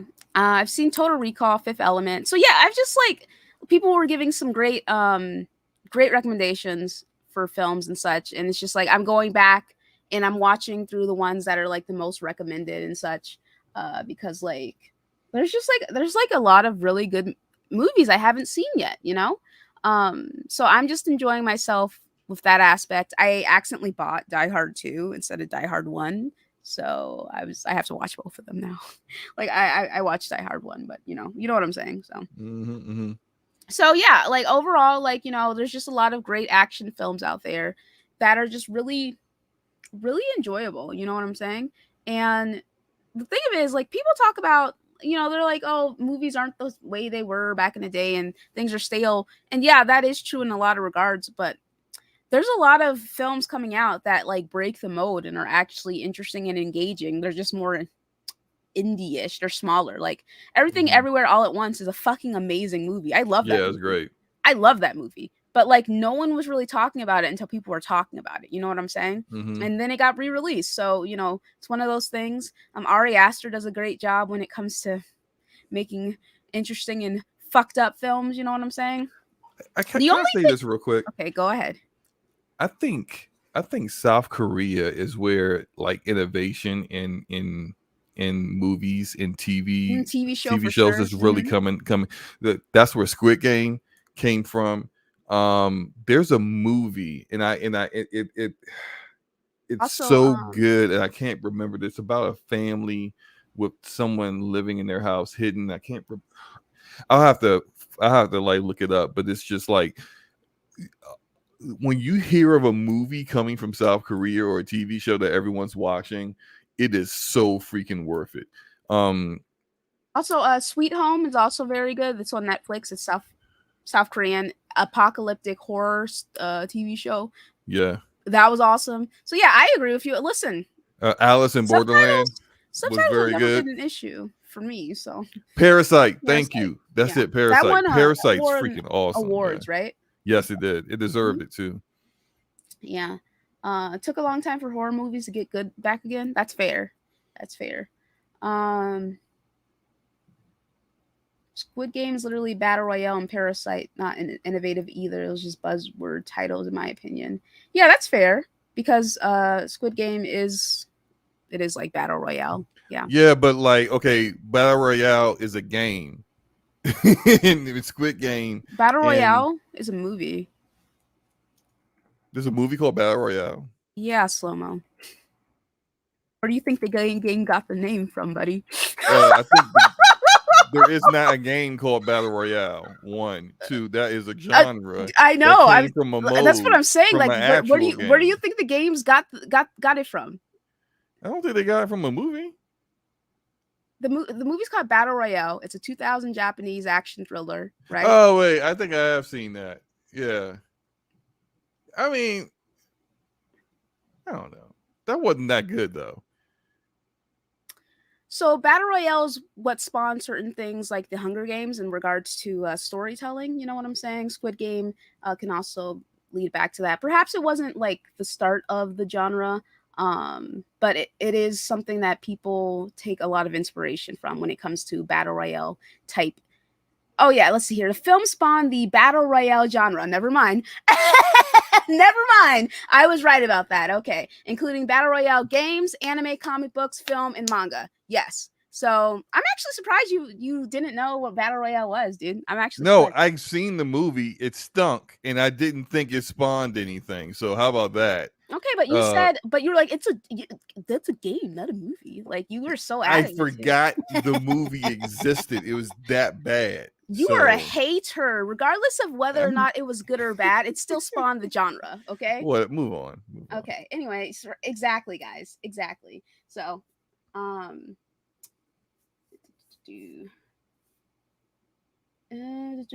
reading this, guys. I'm reading through your comments, guys. Yes, the original Battle Royale gave the idea to Hunger Games. Yes, Hunger Games ripped it off. Yes, Death Race also. I could definitely see that. I mean, Hunger Games isn't like all that old, and it wasn't all that original. Yeah, I think the only thing it really did was that love triangle shit. It wasn't new. It wasn't new, but that YA stuff, man. Yeah, I used to love that YA shit. You know what made me stop reading young adult novels? Which fair, is when I started siding with the parents. I'm like, oh no, this is past me. I can't read these books anymore. I'm siding with the parents. The parents are right. What are you doing sneaking off with that boy? He's too old for you. You know what I'm saying? So I used to love those young adult like romance novels. I would like just pick random ones from, man, that was my jam. Also, like when Twilight and all that stuff came out, that vampire craze. Oh, I used to read just random vampire novels that were like spin-offs and like, Twilight. Well, technically, Vampire Academy came before Twilight, I believe. And so Twilight took from there. But you know what I'm saying? I'm saying this. I was gonna be like, correct me if I'm wrong in the chat.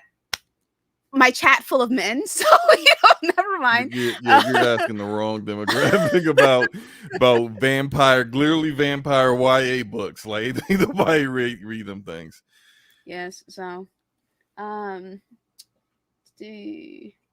seen some American films that turn out good. Like Gone Girl is an amazing movie.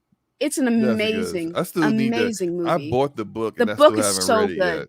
The book is. But I haven't. The book is so good, and like the movie paints Nick in a more positive light in comparison to the book, even though the movie still had him in a more negative light. You know what I'm saying? But the book, you're just like, man, you are a scumbag. You know what I'm saying? But like I went to go see the movie when it came out, and I wasn't spoiled, so I just like watched it. Like like that shit was so. What I love when movies have twists that I don't get spoiled with. It's like such an amazing experience. That's why I love Fight Club so much. I wasn't spoiled for Fight Club, even though I watched it years later because that came out a couple years after I was born. You know what I'm saying? And that's why Fight Club's my favorite movie, because of that twist. I wasn't spoiled for it. Gone Girl. I watched Gone Girl, and then I went and I picked up Gillian Flynn's books. I'm like, let's fucking go, baby. She's a fantastic writer. I've read Gone Girl multiple times. Hey, Albert G said class of 1999 did the Battle Royale movie first. I remember seeing, it's been a long time. Did it come out in 1999? No, it definitely had been early. I think. Let me go look it up. Let me look it up. It's an old movie, but it definitely came out 90s? before Battle Royale. Wait, hold on. Let me look. Wait. Which class of 1999? I think there was a remake at one point. It came out in 1990. I don't know. I barely remember that movie. I'm reading for it right now.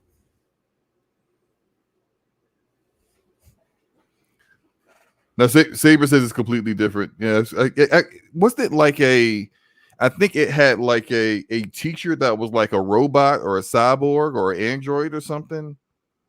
I think that's different. So I don't know. Brother came through trying to do a gotcha, but you got my boy. I'm like looking through this stuff. I'm like, what are you? I'm not doing a gotcha. I'm saying what Albert said. That's what I'm talking about. Oh. Anyway. You're so defensive. Relax, okay? I was talking about Albert, all right? I'm not defensive. You relax. Chat, do you think Slomo's being defensive? Who gives a shit what chat thinks? I do. I care what the chat says. I think that the guy from Karate Kid 2 or 3, no, it was Karate Kid 3. The bad guy in Karate Kid 3 is in one of those class of whatever movies. He plays the cyborg, I think, or the angel, or some kind of robot or something. He's like it may have been class of 2000, and I can't remember which one. I remember seeing one of them and was like, I remember that guy. And then like, but those movies were pretty bad too. Those are like back in the day when like you would like see these movies, they would like premiere on HBO, and they would just be like movies you would never see in the movie theater, but like you would watch them because you had nothing else to do. The Falcony kind of riffed off of that. Like, so the Falcony is kind of like that, but they kind of mixed in Invasion of the Body Snatchers kind of stuff. The Lost Boys best vampire movie, Fair. Old West comedy by Mel Brooks, okay? Shouldn't The Running Man, I think The Running Man is the one with Arnold Schwarzenegger in the 80s. Another 80s movie. Yeah. Why would I say that? I'm so dumb. No, he really. Oh, okay. But it was like, so it was like a what's the word I'm thinking of? Like a game show. It was a game, like a game show where people would fight to the death, and it was almost kind of like American Gladiator. Did you ever watch that? American Gladiator? That might be a little bit before your time. It used to No, come I on don't think so. Saturdays. It would be like these like champion Oh kind yes, of no, like I used to people, wait. and they would do competitions Yeah, against I regular have seen people. that. Yeah, so Yeah. it was kind of like American Gladiators, I saw but to the the death. what was it? Like the ninja one that The ninja one. ninja Oh, American Ninja American something Ninja. Yeah, I Warrior thing. watched Yeah, that. that's pretty current. But no, the Running Man had starred Arnold Schwarzenegger, and then they would have all these champions that he had to defeat, and then it's like the whole goal of the end was like if you made it out, you would like get like $1 million to 80, so the like $1 million like a lot of money, and like and survive. But really, like no one actually really made it out. All the winners, quote unquote winners, all ended up dead. But that I don't know if that's like battle royale, because I don't think those other I can't remember if those other champions did anything but hunt Arnold Schwarzenegger. I don't think they fought each other. I don't know, but it's been a while since I've seen that. Don Sicario's saying Buffy is the best TV series. You're spitting off facts, no fucking printer. Yo, Buffy's awesome, man. Buffy's Super fucking underrated. awesome. Not Jordan. Both Jacob and Edward suck. Let's be for real here, okay? First of all, let's not get into it. But I was reading Midnight Sun 2 years ago. And from the very beginning, Edward's like, this child, she's so young. And then like his fucking thinking shifted or whatever. And Ew. ridiculous, Ew. like, I know. I mean, it was for my age demographic, so it's whatever. Oh, they're going to do like a Twilight TV show. I will be seated. I'm sitting. Oh my gosh. I will They be need to watching burn that. Burn that entire idea. Don't be such a hater, okay? I am. I'm definitely a hater on What's that. up, Taz? Hope you're having fun. Oh, I remember you. What's up, Taz? What you're doing. Find someone that looks at you the way Jacob looks at a baby. Oh, it was so bad, dude. It was so bad. Some of the worst story ideas I've ever seen are in that series. Like, come on. Yes, you're right. I will say the most interesting aspect about the Twilight series was not the romance. It was actually the world building. I think Stephanie Meyer did a really good job with it. The vampires that she introduced in Breaking Dawn especially were very interesting.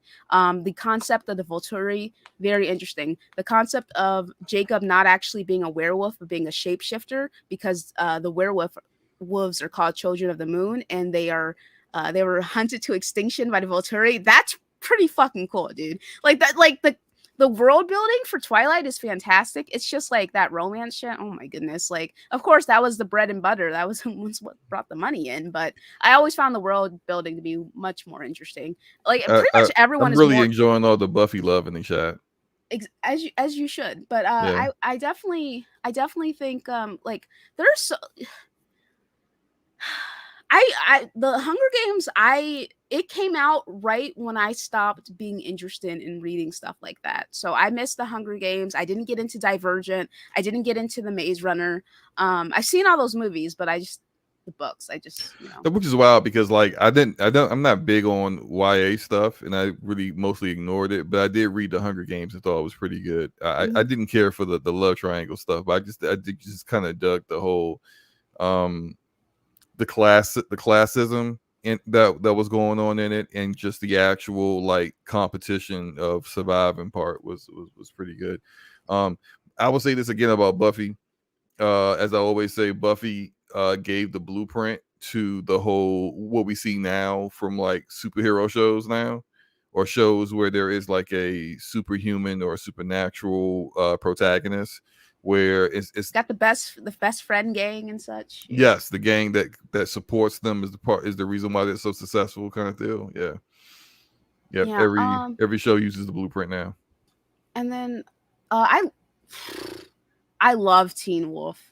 Teen Wolf was so good. Season 2, 2B, and 3A and 3B. That 3B especially world-class fucking television. That shit was amazing. Holy fuck, dude. I stopped watching after what happened to Allison. Like, rest in peace to my girl, right? I mean, she's back, but still, you know what I'm saying? So I stopped watching after that. But Teen Wolf was very, very good for a time. I also love Charmed. I used to wake up every morning with my siblings and we'd watch Charmed together. We watched every single fucking season. Supernatural, excellent show. I stopped watching in season 8, but I would say that, of course, in my opinion, season 3 is my favorite, but I really have a fondness for 4 and 5. I think 4 and 5 structurally are very, very good. Actually, Supernatural is just excellent. That's an excellent show as well, especially early, those first 5 seasons, but especially 3 through 5, in my opinion, were fantastic. So, Cruel Intentions, another, me and Slomo love that fucking movie. Absolutely phenomenal. Yeah, Cruel Intentions is pretty good. It's Supernatural is Charmed for dudes. Is that true? I mean, I never really watched Charmed, so I can't really say. It's I did like Supernatural up to like season 5, and I got kind of bored. Technically, I mean, Charmed is about 3 sisters, technically 4, 3 sisters living together and trying to like live their lives, and they just happen to be witches. I don't. How is that like Supernatural? Supernatural, like if you look at the first, and it's Supernatural. No, it's kind of, but like the first like 3 seasons is them being on the road, like going from town to town, like taking down supernatural stuff, but not necessarily like that's kind of different. Where, yeah, I think that's different, but I don't know. I didn't really watch Charm, so it is different. I think it's more like the concept of watching. It's like a Supernatural's a dude bro show. Starting off, you know what I'm saying, and then like it gets. I think Supernatural is very, very good character wise and like storytelling as well. Let's see here. Yeah, I did. Amara. I didn't get into the Amara stuff. I watched the very last few episodes. That series finale was terrible. But anyway, moving on from that. True Blood is very good, but I still would have to give it to Buffy. I can't stand Sookie and Bill together. They fucking get on my nerves so badly. Also finding out, of course, we found out what happened, what Bill was actually there for. But like, I was rewatching True Blood because I do love True Blood. I think it's so much fun, and I actually read the Southern oh lord, the Southern Vampire Lord. Southern Vampire, yeah, the Southern Vampire Mysteries, which is what True Blood is based off of. I read that, so you know, I read several of those books in that series. I can't remember where I'm looking at it. I think I stopped after Dead and Gone. I didn't read after that. So Midnight Mass is so good. Look, have you watched Midnight Mass on Netflix? Yeah. I haven't finished it though. Watch. Yeah, Midnight Mass is definitely worth watching. It's really good. Okay, yeah, but suck it. Like, what the hell, dude? I stopped watching True Blood when Bill became Lucifer, Billifer or some shit. Like, I don't fucking know.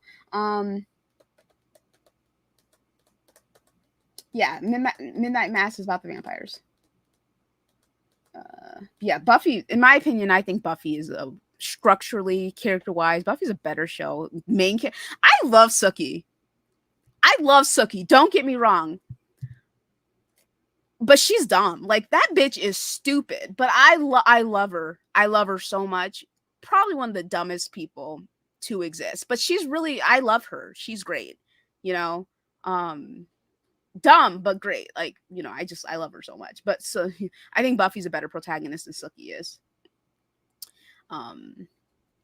Yeah, and I think even though, don't get me wrong, I love Tara and Lafayette, best characters in True Blood in my opinion. Definitely the funniest characters. Let me tell you about it. So, have you ever seen True Blood? No.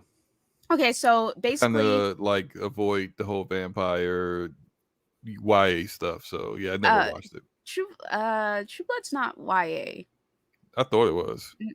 No. So that's why I just ignore it. I've never. It's on the Showtime. HBO. It's HBO. Okay, all right. I think it's HBO. No, yeah, it's HBO.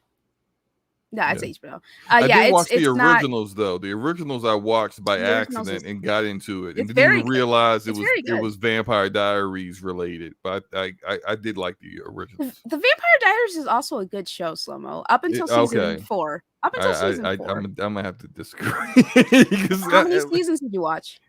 none, because I can't stand that You stuff. can't disagree with something if you haven't watched it. Okay, I mean, you're right. all right. So yeah, But no, I don't like it, so I ain't gonna watch that's it. Go fine. ahead. I mean, you don't like the concept, but again, Vampire But Diaries if I started don't like the getting concept, I'm probably not gonna like it.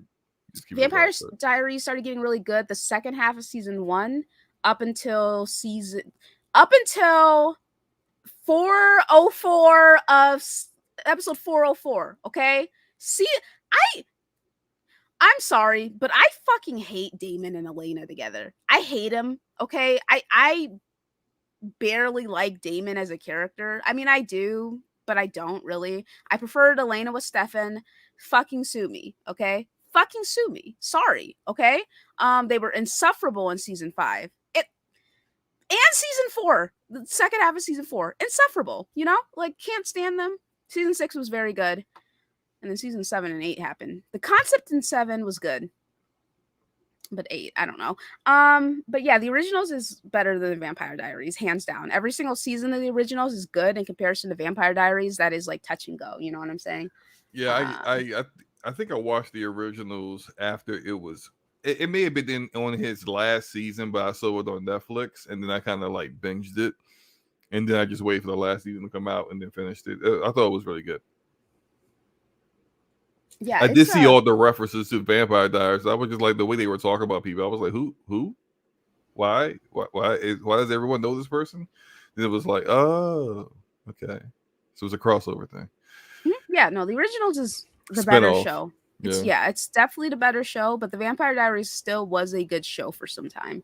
But yeah, True Blood Angel was a good spin-off to Buffy, but there's some people. I think Angel's very polarizing because there's people that love it and there are people that hate it. But I thought it was really good. I thought season 1 was very boring. I didn't like Doyle very much. I will say though. Oh, again, True Blood is not YA. It's actually like very mature. It has instances of violence and sexual content. So you just heard vampire and just assumed it was young adult. But doesn't YA stuff have violence in it anyway? Not in the way that True Blood is. No. It's just a different kind of maturity level. Yes, brutality and a different kind of maturity level. Right. Well, maybe I'll watch it. I'll watch True Blood after you watch Aliens. Sure. Don't watch with your kids in the room or anything. No, I've never watched anything. That's and you're gonna watch the first episode. You'll understand what I mean when I say maturity. Okay. Anyway, let's see here. I love Xena. I think Angel got really good in the second and third season. Second and third season probably the best part of Angel. Again, I agree with you. First season was kind of boring. They were kind of trying to get their feet wet to figure out what the show was going to be. But once they got into their once the show found this identity, it got really, really, really good. Yes, but also I did see your comment, Clean Flame. I love Underworld. I stopped after the fourth one. Hold on. I don't think Underworld aged well because I watched recently this year. I watched the first 2 movies again, and the first one I think it's just there's a lot of I think overacting of a lot of the actors. Definitely the dude that's running the Vampire Coven is just so cringe. Victor? Victor, yeah. No. Wait, is Victor the old one? Yeah, he's the old one. No. Well, one I kept hate how he kept doing this like it was something caught in his throat kind of thing. He would do that weird. Yeah. I was like, what are you doing? Why is he doing that? No, the young one that was running the coven before the old one got awoken. Yeah, I do not remember. I'll have to rewatch Underworld. It made no sense why anyone would follow that guy for longer than 5 minutes. Like the dude was terrible. It was stupid. Yeah, I watched True Blood and Dexter when they were airing too. That Craven, that's I would it. have Yeah. oh yeah, okay. You're right. That dude stunk. He was like, why does anyone listen to him? He's a jealous loser, and It's cool. Isn't it cool? Because Craven is his name, and you know the meaning of the word Craven. Yeah, he's definitely a coward. Excellent. It was too on the nose. I thought it was too on the nose, though. I mean, come on. Understandable. No, understandable. I can agree with that. I just liked it. I you know what? It's been a couple of years. Yes, Sonny Slim. That's what Victor kept doing. You have betrayed me. I'm like, what is he doing? Why is he doing that? Like, maybe he's got something stuck in his throat. You don't know. I'm like, what the heck is happening here? But yeah, I remember I would have to like sneak away to watch Dexter because of the material. True Blood too. Yeah. I would say Lord. Yeah, I didn't watch. Okay, I did not watch Underworld Awakening or Blood War. Wait, did I watch? No, I lied. I did watch Underworld Awakening. I think I've watched them all but the last one. Hold on, let me double check what Awakening was hidden for. Is Awakening the one with the brothers? No. Okay, I did not see Awakening. Well, wait, there's one that's a prequel about how. Yeah, I watched that one. Okay, so I did watch them all then. I watched the sequel where she's on the run with Michael, who's like the hybrid. And then I watched the one that was a prequel about like how the whole thing started to begin with back in like medieval times or something. And then I feel like there was another one after that was really bad that everyone said stunk, and I never watched it. So I can't remember what that one is though. Yeah. Yeah, I didn't I stopped after Rise of Lycans. I would say the best werewolf design, Van Helsing, hands fucking down. Even years fucking later, Van Helsing has the best. I hate that movie. That's the one with Hater. Another fucking hater. Anyway, who's Van Helsing in that? Hugh Jackman. Yes, I hate that movie. I love it. I love it so much. I love the lore. I love the world building. I love the design for Dracula and his wives and for the werewolves. Like, I think it was awesome, the Frankenstein. Was there a Frankenstein in that movie? There was Frankenstein's monster in the movie. Yes. Yeah. That was there was this one part where I almost literally just walked out the theater where he's like being raised up to get like struck by lightning or something, and the line he says and the way he delivered it, and he just like he raised his head, like it was so dramatic. I was like, fuck, I can't stand this movie. Like it was I thought it was really bad. I thought it was awful, but to each their own.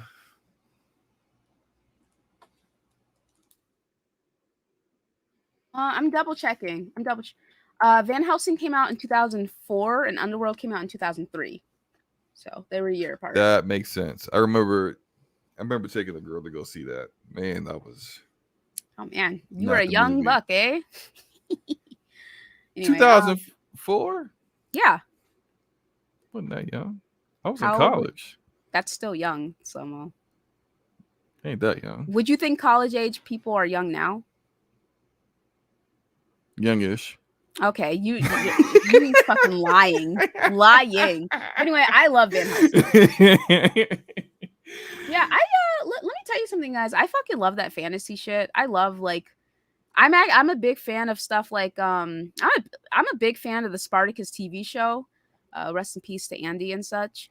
But like that was that show was awesome. Yeah. But if you really go, I love that show. Way too many penises. I wasn't really down to keep seeing all that, but good acting and good action. But just way too much peen. Yeah, good storytelling as well. Oh my god, when Spartacus defeated Theocles and they were having that heat wave, and he killed him, and like it started to rain, and that music played, and they were like, Spartacus, the bringer of bitch. That shit was so fucking good, dude. I was in awe. I was tearing up. I'm tearing up now thinking about it. That shit was so awesome, dude. I love shit like that, man. That shit is so awesome to me. Oh my god, what a great show. Dude, can't remember his name. Liam did the best that he could, but well, Liam was the replacement. Mm-hmm. Yeah, he did all right. It But was it smart just of them to move away from because they did the the second setting. season as a prequel, or they Yeah, wouldn't. they did Gods of the Arena. It was 6 episodes, and it focused on The other guy I that can't ended up remember his showing up name. later on. They got Yannicus? the previous Yeah, champion dude. Yeah. Yannicus, I think. But they, you know how like really they did that because they were trying to give the main actor time to recover Mm-hmm. because he didn't die then. He was still trying to get himself back, but pancreatic cancer is it not too many people survive that, usually because it's detection of it is usually really late, and it's a little too late when you finally find out. So Yeah. rest in peace to him. Rest in peace to him, man. Fantastic actor. I love Spartacus. So I really like stuff like that, guys. Like I just love. I said this on Twitter the other day. I was just like, I just love media where men can be men. You know what I'm saying? And I had somebody come to me and they're just like, "What do you mean by that? Is that like a toxic thing?" I'm just like, "What do you? Why do you know assume exactly it's a what it toxic means? thing? What do you mean? You know what it means. What do you mean? What do you mean?" Yes, one of the actors from Spartacus was played Slade Deathstroke in the Arrow. Yes. In the Arrowverse. He was very good. Crixus. Yes. My husband Crixus. Yes, I did see the latest Demon Slayer season. I thought it was pretty good. I will admit though, I still think the season, I think last season was like the best that they've had in my opinion. So yeah, I would say last season was the best that they had so far, but it was still pretty good. Still really good, actually. I love Demon Slayer. Yes, rest in peace to Chadwick, man. That sucks. Yeah, okay, so we can go. Fantastic conversation, guys. Thanks so much for hanging out with us and talking non-gaming stuff as usual. Singer left and he was like, listen, I'm out of here like fucking swimwear. We're not talking about Xbox anymore. I'm done with this. Get me out of here, dude. Get me out of here. The Gyutaro fight was GOAT, but this season had a solid amount of character progression. I will say this, Brian. Am I going to get flack for this? Is this a safe space? No. So yeah, sure. Man, was I happy Zenitsu and fucking Inosuke were not there. Oh, I have no idea what you're talking fucking annoying. I'm sorry. Zenitsu is so goddamn annoying. I can't. I would deal with Inosuke over Zenitsu, honestly speaking. Like I can't. He cries too. I understand. But I just find him so annoying. So I definitely preferred this season because I didn't have to see his ass once. Okay, I can't fucking stand Zenitsu, man. I'm sorry, man. That dude is annoying. Anyway, we can get out of here. So he downloaded a virus while trying some sketchy X-rated mods. Sounds fair, yeah. But it did. I think Tanjiro has great character development every season. No, I'm gonna have to give it to Gyutaro and the other Hashira, whose name is fucking escaping me. Lord. I think last you ever season watched this slice of life? I guess it's not really slice of life. There was it was on Netflix. The guy goes back in time. No, he's in a time loop. It's like a Groundhog Day kind of thing, anime, where but every time he goes back, it's like a few minutes. Like when he goes back, he's not going back to the exact moment earlier in the day. He goes back a little bit later in the day, and it's like he's in his town, and I can't remember the name of it. Damn it, it'll come back. I'm about to go look it up anyway. But it was pretty good. It was pretty good. I think it was only one season, but it was very good. I liked it. Yeah, does anyone know what he's talking about? I don't think it was. No, it's not. No, it's not. First of all, Tokyo Revengers is trash. Is this a safe space? Tokyo Revengers is trash. I thought that was good. People say it was good. I can't stand the main character. He gets on my goddamn nerves. And he doesn't seem to get better. I heard about what happened in the manga. Apparently the manga's like super garbage. So he's saying erased, ReZero. I think that's it. Wait, let me go type in erased in my my Netflix to see if that comes up. I don't think it's erased though. Yes, I did watch Attack on Titan. Yeah, it's erased. Never mind. It is erased. Wait, no. Okay. No, it's not, because it doesn't. I haven't watched all these episodes. Damn it! What is it? I'll find it. Okay, but yeah, safe space. I can't fucking stay. Lord, I'm sorry. Ever since Yukiteru from Mirai Nikki,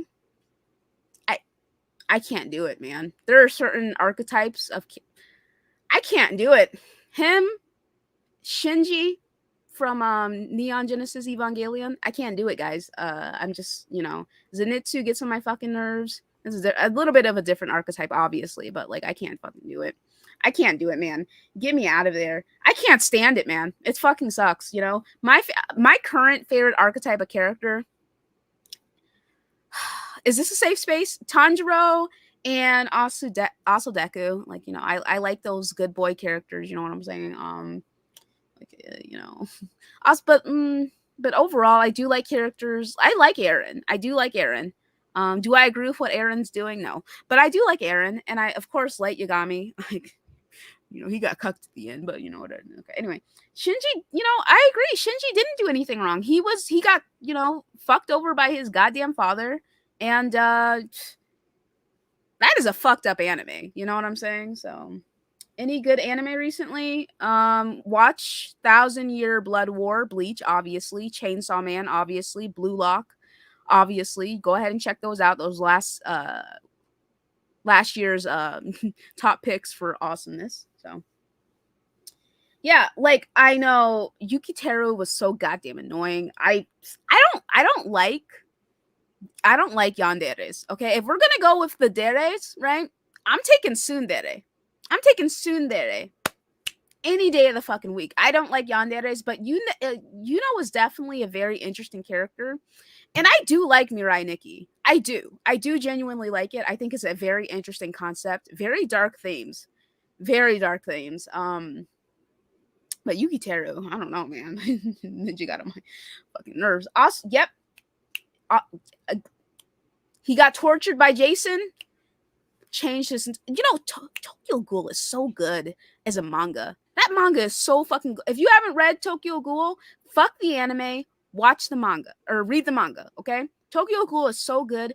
It really is a fucking tragedy. Kaneki's life sucks, dude. When people ask me like, oh, anime characters or manga characters that had it the worst, my number one pick is Guts.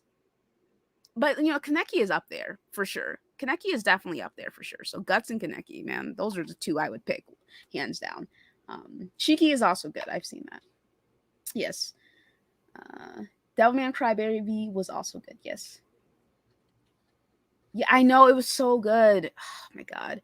And then because the Tokyo Ghoul anime, the only thing good about it was the opening and endings were excellent fucking music choices by Studio Parrot. Or Pirate, whatever the fuck they were called. But like the way that and then also I do think Route A, Aogiri tree, because it's like the roots of a tree. Bitch, that shit was clever. But they changed things and didn't make any fucking sense. So they essentially changed Kaneki's character. And then they didn't have the nuance of his character from the manga because it was only 12 episodes. And Tokyo Ghoul should have been 24 to really flesh his character out. Okay. Naruto Shippuden manga is better than show. Yeah, because fucking Shippuden anime had a bunch of filler. Luca will sit through 20 hours of cutscenes in FF15, 30 of Starfield, but a narrator defeats her. You know what? We'll see with Final Fantasy and Starfield.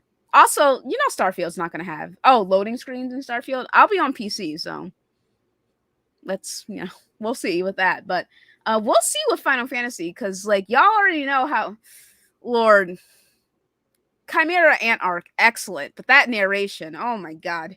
Code Geass is also, I need to like fucking sit down and finish that shit, dude. I need to fucking sit down and finish that shit. Shout out to my boy Lelouch the Rebellion. I've been meaning to finish Code Geass for years now. Parasite anime is also very, very good. It's excellent. It's very good. Very, very good. Check out Parasite for sure. Yeah, Parasite's awesome. Yeah. Tokyo Ghoul anime. Oh, that music was so good. I agree. What's crazy is it's hard for me to watch Mirai Nikki now after people close to me started dying in droves between 2020 and 2021. I don't know why. That's fair. I definitely understand what you're saying there, man. Oh yeah, shout out to Sir X-Men saying 2 movies I come in peace. John Carpenter's They Live. Okay, thank you. Sorry, I didn't see that earlier. Appreciate you, man. Appreciate you. Yes. All right, so I'm kind of remembering the anime. I'm thinking I'm looking it up and I cannot find it, but essentially it's like this kid. It's like a sleepy, like kind of like a coastal town in Japan where he grew up in. He went to college in like Tokyo and he left. When he comes back because like his first crush who still lived in town died, so he comes back for the funeral. But like that day that he arrives in town, he keeps like re-looping that same day because there's like these body snatcher people that are shadows. They're like shadows of the real people. They look like them, but they're not, and they're killing people and then turning them into shadows. And it's like he's like fighting against them while also trying to figure out like how to get out of the time loop and save everybody else. So it's just, I can't remember the name of it. That's like a lot of detail for you to not remember the name. I know. I remember I can tell you the entire story from beginning to end, but I can't remember the name. It's crazy. Okay. Well, okay, guys, thanks for hanging out with us. Good conversation, boys. Obviously, great movie convo and then anime and TV show convo. Had a lot of fun, guys. Slow-mo, go ahead. Oh yeah, great show. I love just kind of just riffing and talking about movies, TV shows, and all that other good stuff. You guys can check me out on my channel, Slow-mo Backslap YouTube channel. DPS podcast probably won't be at our definitely won't be at our usual time next Thursday because Forte would be out of town, but we will let you guys know if we're doing an episode next week or if we're just going to skip it. But either anyway, have a great weekend. Enjoy your games. Yes, enjoy your games, guys. Yes, enjoy your games. Okay, bye. Oh, I love. Can we give a shout out to our, of course, Hamtaro and Code Lyoko. Fucking awesome. That's awesome. it. Thank you, Phil. Summertime rendering. That is it. I think that. Let me double check. I think that's it. Nice. Okay. Rendering. Why is? Yeah, that's it. That's it. That show. That TV show is awesome. Yeah, shout out to Phil, man. Shout out to all the anime watchers and manga readers in the chat. You know what's up.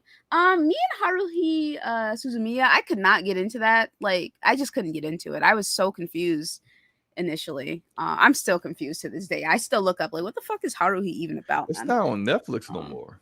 My bad. Sorry. So, but yeah, shout out to Hamtaro and Code Lyoko. Also Zoids, if we're going back in time, baby. Zoids, you already fucking know. Shout out to that Toonami. All right. Peace, y'all. You guys have a good one. Fantastic episode. Lots of fun. I will catch you guys for another one. Peace. Peace, peace, peace, peace, peace, peace.